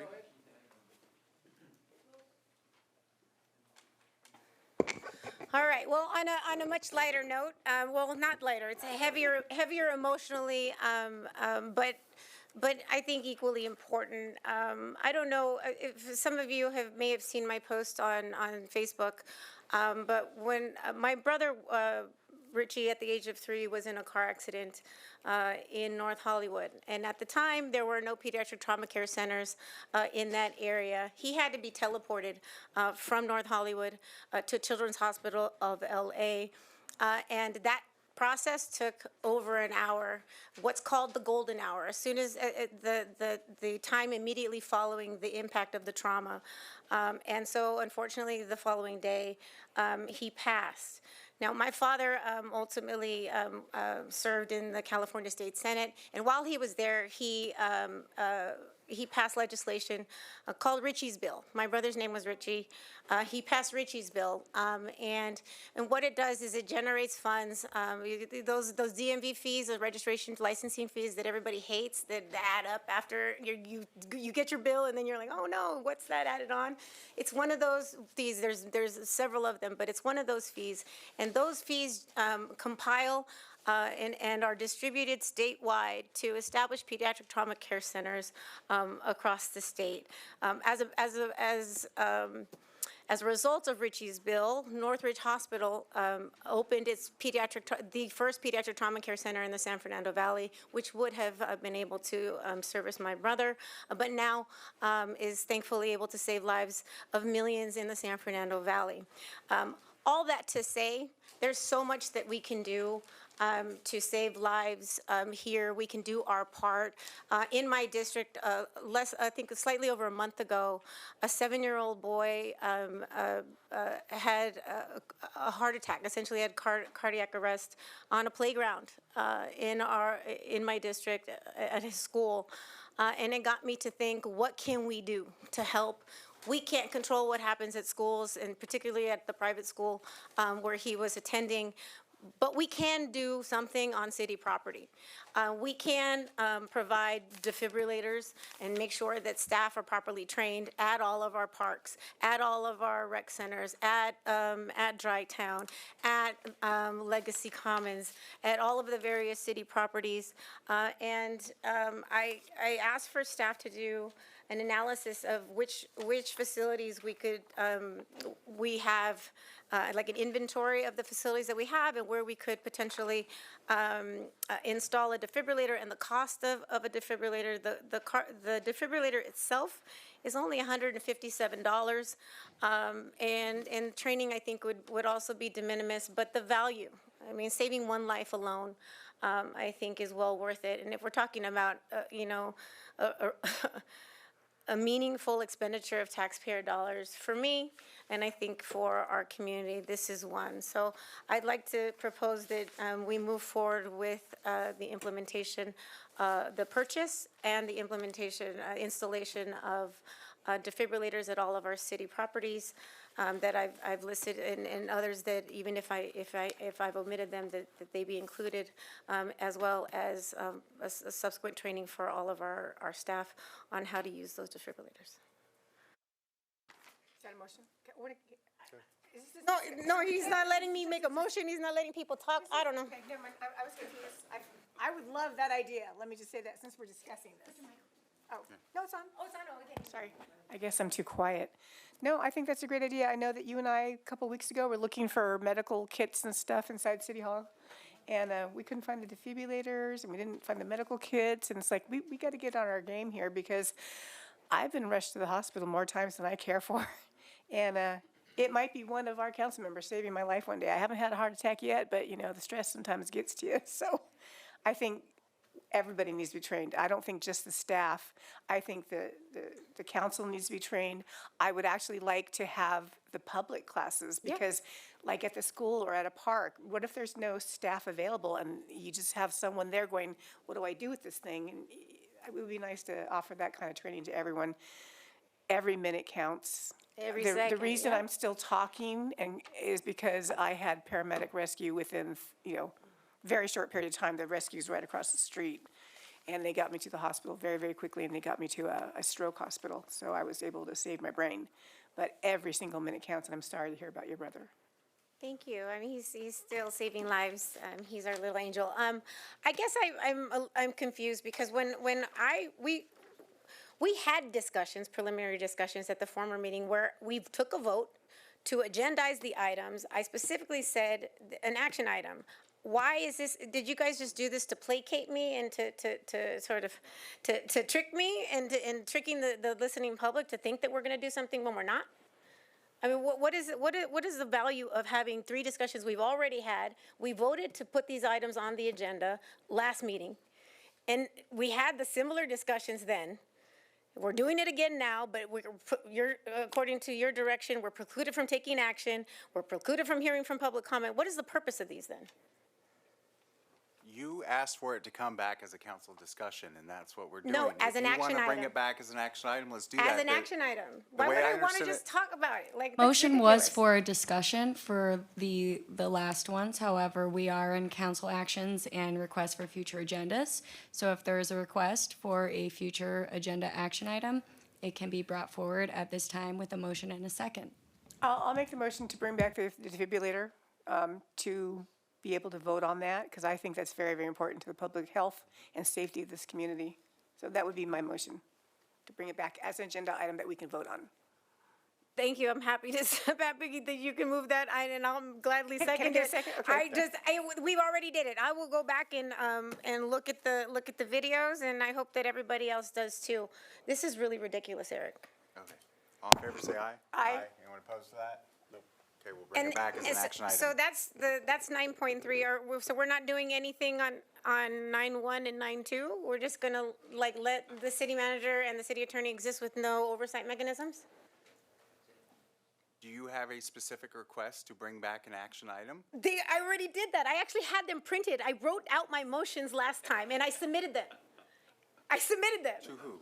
To you and to the city managers and the city clerk. They were in writing. They were printed out.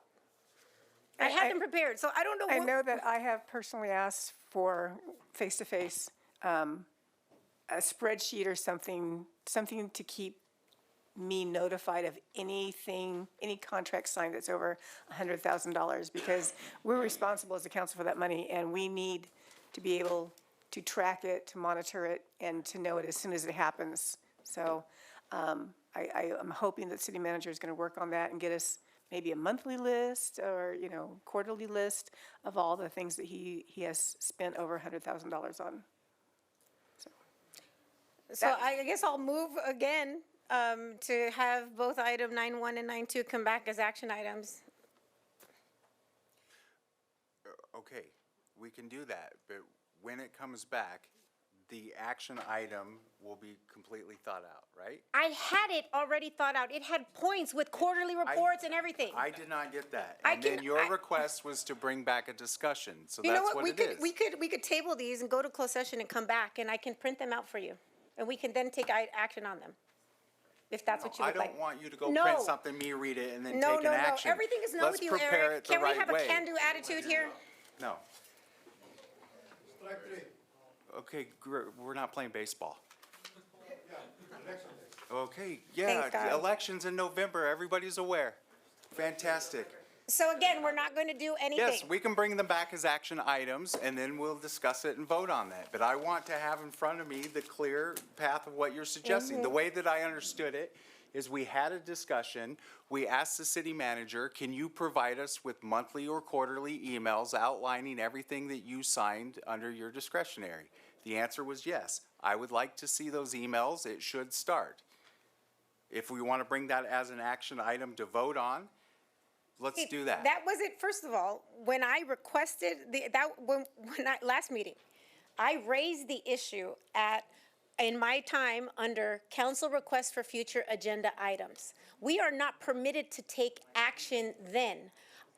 So for you to say that you directed emails and all these other things, cannot procedurally happen. What happened at the last meeting was I read into the record, and it had specific motion items. I said, therefore moved to, and I wrote them out and I handed them out. Maybe you guys trashed them because clearly there seems to be no concern or no urgency for this, but I was very specific with what I wanted on the agenda, which would be an action item, to bring it back as an action item, not as a discussion item, and you can't just go ahead and change, when the council votes to bring it back, you can't just change it. I didn't change anything. This agenda was not prepared by me. I asked this question. Everybody, so then the question everybody goes to the remembers city it the attorney. same way that it was asked to come back for So then a the discussion. question goes to the city attorney and the city manager. Why is this a discussion item, all three of them, discussion items only, when I specifically wrote out, printed, and handed to everyone my motions, which included action items? I did not get a copy of the motion. I'm also not responsible for the open session agenda, but I do recall that the requested motions were for discussions, and I specifically remember Mayor Pro Tem Bishop asking a question and the response being, these are just for discussion. That being said, this is how they were placed on the agenda. Again, if council would like to add them to a future agenda, it requires a motion and a second, and we need some sort of clear action as to what is the item going to be. And I think it gets confusing when you say something vague and ambiguous like oversight procedures. I wrote it out, so I will resend it to everybody involved. I think that would be helpful. There were two like motions. One was specific to the city attorney and one was specific to the city manager. So all of a sudden, they all disappeared. I know I went because I didn't want to print them here, because I didn't want you guys, there's so much internal strife that people don't understand happens behind the scenes. I went to Kinko's to print them out. So I know. I paid for them personally. I know they were here. So all of a sudden, nobody has them. Interesting. Move the agenda. Yeah. City manager's report. There's Right, still so no, wait, are no we- clear action are we on what gonna- the council would like for us to do on 9.1 or 9.2. If there's no action, there's no action, but right now, we don't have any clear action. Okay, No, the pending motion on the floor, we didn't vote. Who made the motion and who made the second?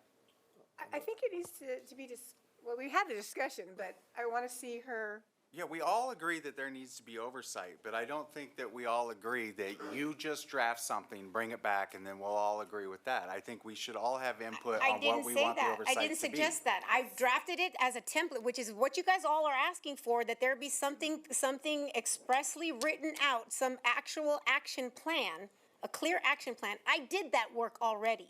I gave it to everybody, and now it's somehow disappeared.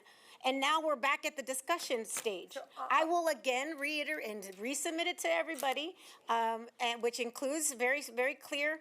But what I did say at the last council meeting was, these are not exclusive. Like, because there were other things that people were suggesting. You wanted emails and you wanted some other. I don't remember everything that you guys were suggesting. I said this is just the bare minimum of what I would like to consider at the next meeting.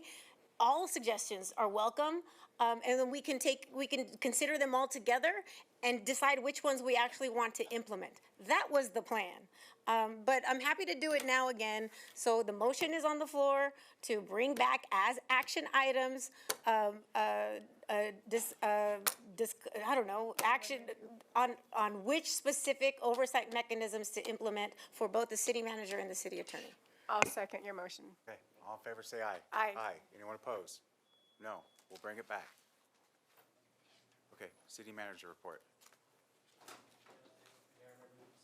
Members of the City Council, we have 3 events coming up this month. Actually, today we have National Night Out, Ponce Square. It'll be going on until 8:30, so if we have time to go out there, please go out there and enjoy it. Also, Summer Concert Series has 2 concerts coming up this month, one on Friday, August 7th, which will feature War, and the other one on Saturday, August 22nd, will feature Drum Roll. And that's it. Okay, thank you. We're moving on to item 10, closed session. Now is the time for public comments related to the closed session items. If you have a comment related to those items, were there any slips? Yes. Wow. Yes, Mayor, we have Kevin Shankman discussing 10.1, 10.2, and 10.3. So really quickly, I want to say I'm really impressed that there's bipartisan support for getting rid of a sales tax. Democrats because it's regressive, Republicans, I guess, because it's any tax at all. Now, this item, I can only guess as to what the anticipated litigation is, so I'm going to guess that it's about recovering expenses from the city manager. I have heard quite a bit about the city demanding $1,100 back from Councilmember Alarcon that were spent out of discretionary funds for bikes for kids. 10 bikes, $1,100. That seems like a perfectly appropriate use of discretionary funds. For that same amount of money, what did the city get from City Manager Sal Mendez? He spent one night at a hotel, including Trumputo branded hotels. And how did we find this out? Through a Public Records Act request, not a council member saying, hey, turn it over because I have oversight responsibility of the city manager. Let me see this stuff. No, had to go through months of a Public Records Act request. That is crazy. Now, what we have seen in those public records is some stuff that like rivals Robert Rizzo in the city of Bell. I would have thought that this council would have learned from the Rhonda Perez fiasco, but maybe not. And in terms of a humble proposal, I have one for you. Bring back as an action item that whenever a city council member requests records from the city manager or city attorney regarding their billings, their reimbursements, their expenses, that it must be provided to that council member promptly, period. Now, putting over to the discretion of the city manager and the city attorney items about oversight of the city manager and the city attorney is insane. Now, Eric, I know this is difficult to run a meeting, okay? I get it. I run commission meetings in Malibu.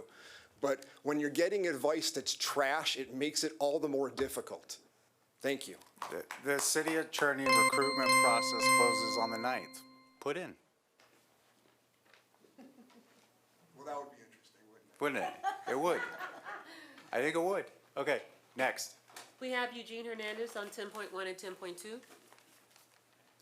One thing is very, very obvious today is that we need to fire this legal firm that has been corrupted since William was there, and they give bad legal advice, and we can't go with them anymore. And we have to get rid of Mendez.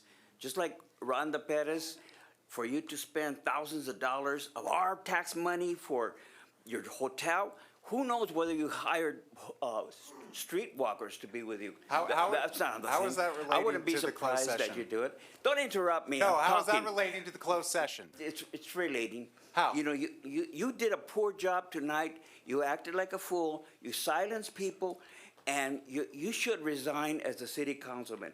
Do us a favor. Next. We have Marcos Alvarez. All right. I've been to the events of what Ms. Alarcon had at the park over on 30th Street East and Avenue R. And what the push and pull is to ask her to give back $1,100 of her own discretionary fund is outrageous, because when you go out there, you were there, by the way, Eric. You showed up and you took a picture and you were gone in less than 5 minutes, respectfully. Having said that, thousands of children were very happy. So to me, that's money well spent than something over in Palm Springs or wherever it was at on a hotel. So do the math, right? So I would hope that they back off whoever's asking for that money and double it. Double the discretionary fund on the way it's being spent, such as Ms. Alarcon, okay? Thank you. Cesar Vega. Council, when we were here last month to discuss placing the election of the mayor back on the ballot, we were treated to a social studies lesson about the different forms of city government that reminded me a lot of Ms. Massari in my elementary school at Sunnydale.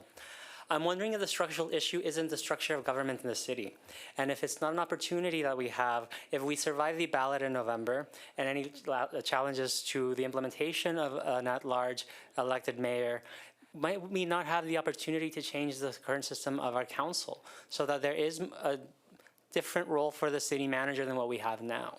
Instead, what we're doing is introducing complexity to the council. We're going to introduce even numbered voting to this council. How do we can you make it relevant to the closed session As items? you consider in closed session potential exposure to litigation, I would question whether that item might not be any concerns about the future at-large mayoral elections. And as we talked about oversight of the manager's position, introducing the position is an opportunity to go ahead and address the issue the council has with the current city manager, which I believe is structural and clearly is not working. And I just hope the item isn't a Brown Act violation. Thank you. Aranzu Guerrero.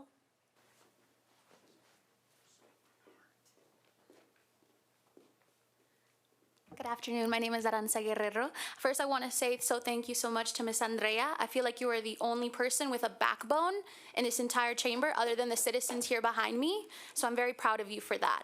I think it's insane. I'm 18 years old and I have a bigger backbone than any of you here. I respect both of you completely, but you are quiet. You are quiet while you hear that the city manager is clearly not using the money that he is given for what it is used for, it is needed for. He's using it for nefarious intentions. No one should be using that money to be in Las Vegas. You work in California, sir. What are you doing in Las Vegas? Relevant to the items listed on the Of agenda course, for yeah, closed I'll get session. there. Let me just be clear. So the part of the problem is the way that it's agendized. It's ambiguous on what the anticipated litigation could be. So it could be anything. These people can talk about whatever, because who knows what the anticipated litigation is, because it's so improperly Exactly. agendized. Well, And I'm anticipating and this is my litigation. time, Mr. Eric, so I'll continue. If it's And relevant to so, this. You are a public servant. You are a public servant, and she's the only one acting like a public servant in this room. You're a public servant. You work for me. You Address work for the everyone in council. this Address room. the council, please. You would work for everyone in this room, and I expect you to act that way. I'm 18 years old.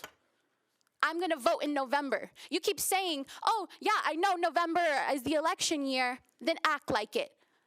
I want you to act like it. I want you to say, I want you to do, I want your actions to match what you say, because you've said continuously you care about the people of Palmdale. Then act like it. Because I don't care about a spreadsheet, a Google spreadsheet. He's already done actions in the past that have shown us that he is not using his money correctly, and I expect you to go back and investigate. I expect you, as the attorney of this council, of this city, to investigate and to actually provide for the people of Palmdale. Thank you so much for your time. Next. Rafael Guerrero.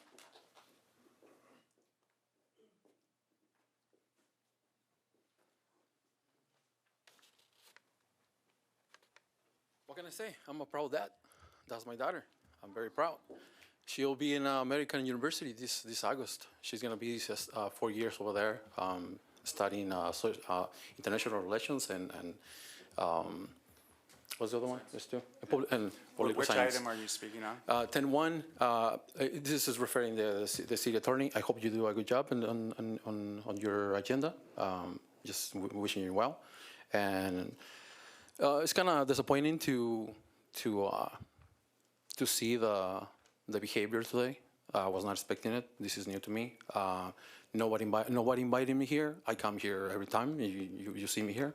So you made a reference saying that she invited people here. Other people that are here told me specifically they were invited. Yes. Yeah, I was not invited. I'm here every time. Others were. Go ahead. Okay. So yeah, I'm very disappointed. I really hope that you realize that all of you work for us, the community, and we are not being represented. Please, we need all of you to be accountable. Very important. And like everyone has mentioned, we're gonna see each other in November. Thank you. Next. Jesus Gutierrez. Which item are you speaking on? 10-1. I wasn't invited here. I was just walking by. I was gonna go enjoy the national thing. Speaking of 10-1, and I just gotta remind you guys to do your fiduciary duties, and remind you to be ethical. You know, I don't really like to talk, because when I talk, I call a spade, and people don't like that. So I'm just gonna keep it short. And what I heard, I wasn't aware of. I haven't been to the meetings in a while, but it's just, I don't know, I'm just strolling by, and what I hear, I did not like, but especially from you, Eric, you know, like give us the time to speak because it is in our Constitution. You know, I love the Second Amendment as well, you know? Like, so that's how I gotta remind you. Fiduciary duties and unethical. You have a great day. Thanks. Next, No further speaker cards? anyone?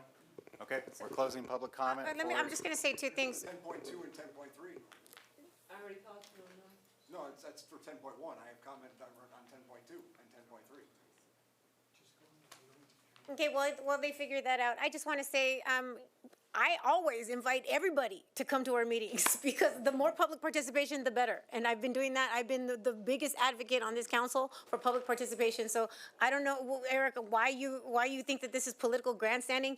It's time that our voices are heard. And so I've asked the community to come out and speak their truth. And so I'm appreciative of every single one of you who came out here, whether I know you or just I'm going to meet you when I come down and say hello. Thank you for being here. Thank you for being part of the democratic process. But I'd also like to interject a motion because I got all of those public records that I spoke about, the hotel records and all of the things that raise issues of concern about the city manager and his actions. So I'd like to make a motion based on that the matter arose subsequent to the posting of the agenda. The matter requires urgent action, and that we add an item to our closed session agenda to discuss all of those personnel matters pertaining to the city manager. Are we still doing public comment? Yeah, 1 second. Okay, that dies the lack of a second. We're going back to public comment. If you haven't spoke yet, okay, listen. If you haven't spoken yet, I will give you the opportunity. Just like consent calendar, you're giving your time for matters on the consent calendar. This, you gave your comments. Closed session items are not a consent calendar. I have a card in for 10.1. I spoke on. Mayor, Mr. Shankman charges $950 an hour. If he wants to talk, I think we should let him talk. He drove here. Yes. And Yeah. I didn't appreciate that. I mean, that underscores the point as to why we want to take his legal advice Okay. and avoid litigation. Yes, please. It is your time. Hi, my name is Tanyino Moreno, and I'm also a Washington, D.C. student at Howard University, so Aranza will be joining me. And so, relating to 10.1, 10.2, and 10.3, this is my first city council meeting, so I'm very interested in how it's going so far. But from what I'm looking at, so I can't really guess what any of this is about because I don't know. So I could really only speak about what the roles are. And it's just very interesting seeing the dynamics over here, especially what you're calling out from the city manager. And I do know that the city attorney provides legal advice about like the different like contracts that are given by the city manager and whatnot. And so what just baffles me about this whole discussion is just the response to what she brought up. I can understand wanting to do more of like a thorough investigation or whatever and see sources and whatnot, but I just don't understand why you, Mr. Mayor, and some of the other council members, one, are just silent, but two, are feeling a type of way that the fact that the people back here are feeling a type of way about what's being brought up. And before you say this isn't in relation, I think that if the city attorney is the one handling most of these cases, and then if it's being accused that there might be some not so legal things going on, I would say there's a relation there. That should be looked at. But just in this entire meeting, you guys brought in so many thoughts about the taxes, so many statistics, and I appreciate your apology as well too. But when it came to anything that she had to say, all I heard was just yelling. All I heard was, this is irrelevant. All I heard were excuses compared to everything else that was brought up today. So I really just encourage you to just listen to what the people are saying back here and stop making them so mad. It's easy. Just listen to them, y'all. I promise. So thank you for my time. Anyone else? Anyone else? Kevin, I'm going to let you, and then we're going to finish after Kevin. Great. I have 10.2 and 10.3. I'll try to combine them into one. Thank you.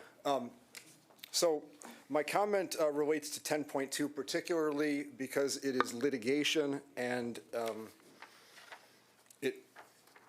I want to remind the council that it is your responsibility under both the charter and the municipal code to have oversight of the city attorney and have oversight of litigation. And that requires you to get good legal advice on those matters. Now, how about with respect to Shields versus City of Palmdale and all of the other litigation that's pending?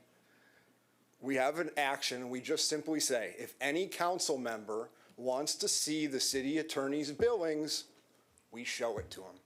That way, they can have oversight of the city attorney. With respect to 10.3 and the amount, the Teamsters Local 986 and the amount of money that we as a city have to pay those good people. You know, this is a working class city, and working class people don't go pay $1,100 a night for a hotel or $800 or $900 a night to go to a Trumputo branded hotel.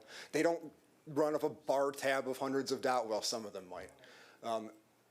And they don't go for extravagant meals. That is just a horrible, horrible example. And, look, I don't think anyone's ever accused the Palmdale City Council of being all that politically sophisticated, but you don't need to be politically sophisticated to know that it is a bad look to try to demand $1,100 from Councilmember Alarcon for giving bikes to kids at the same time as paying for Sal Mendez to be in a hotel for $1,100 a night.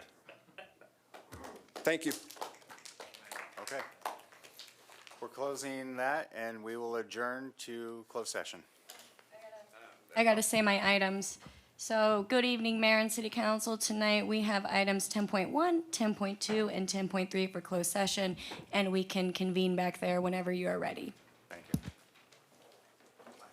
We are ready. Good evening, Mayor, again, and City Council members. For item 10.1, there was no reportable action. For item 10.2, there was no reportable action. And for item 10.3, there was no reportable action.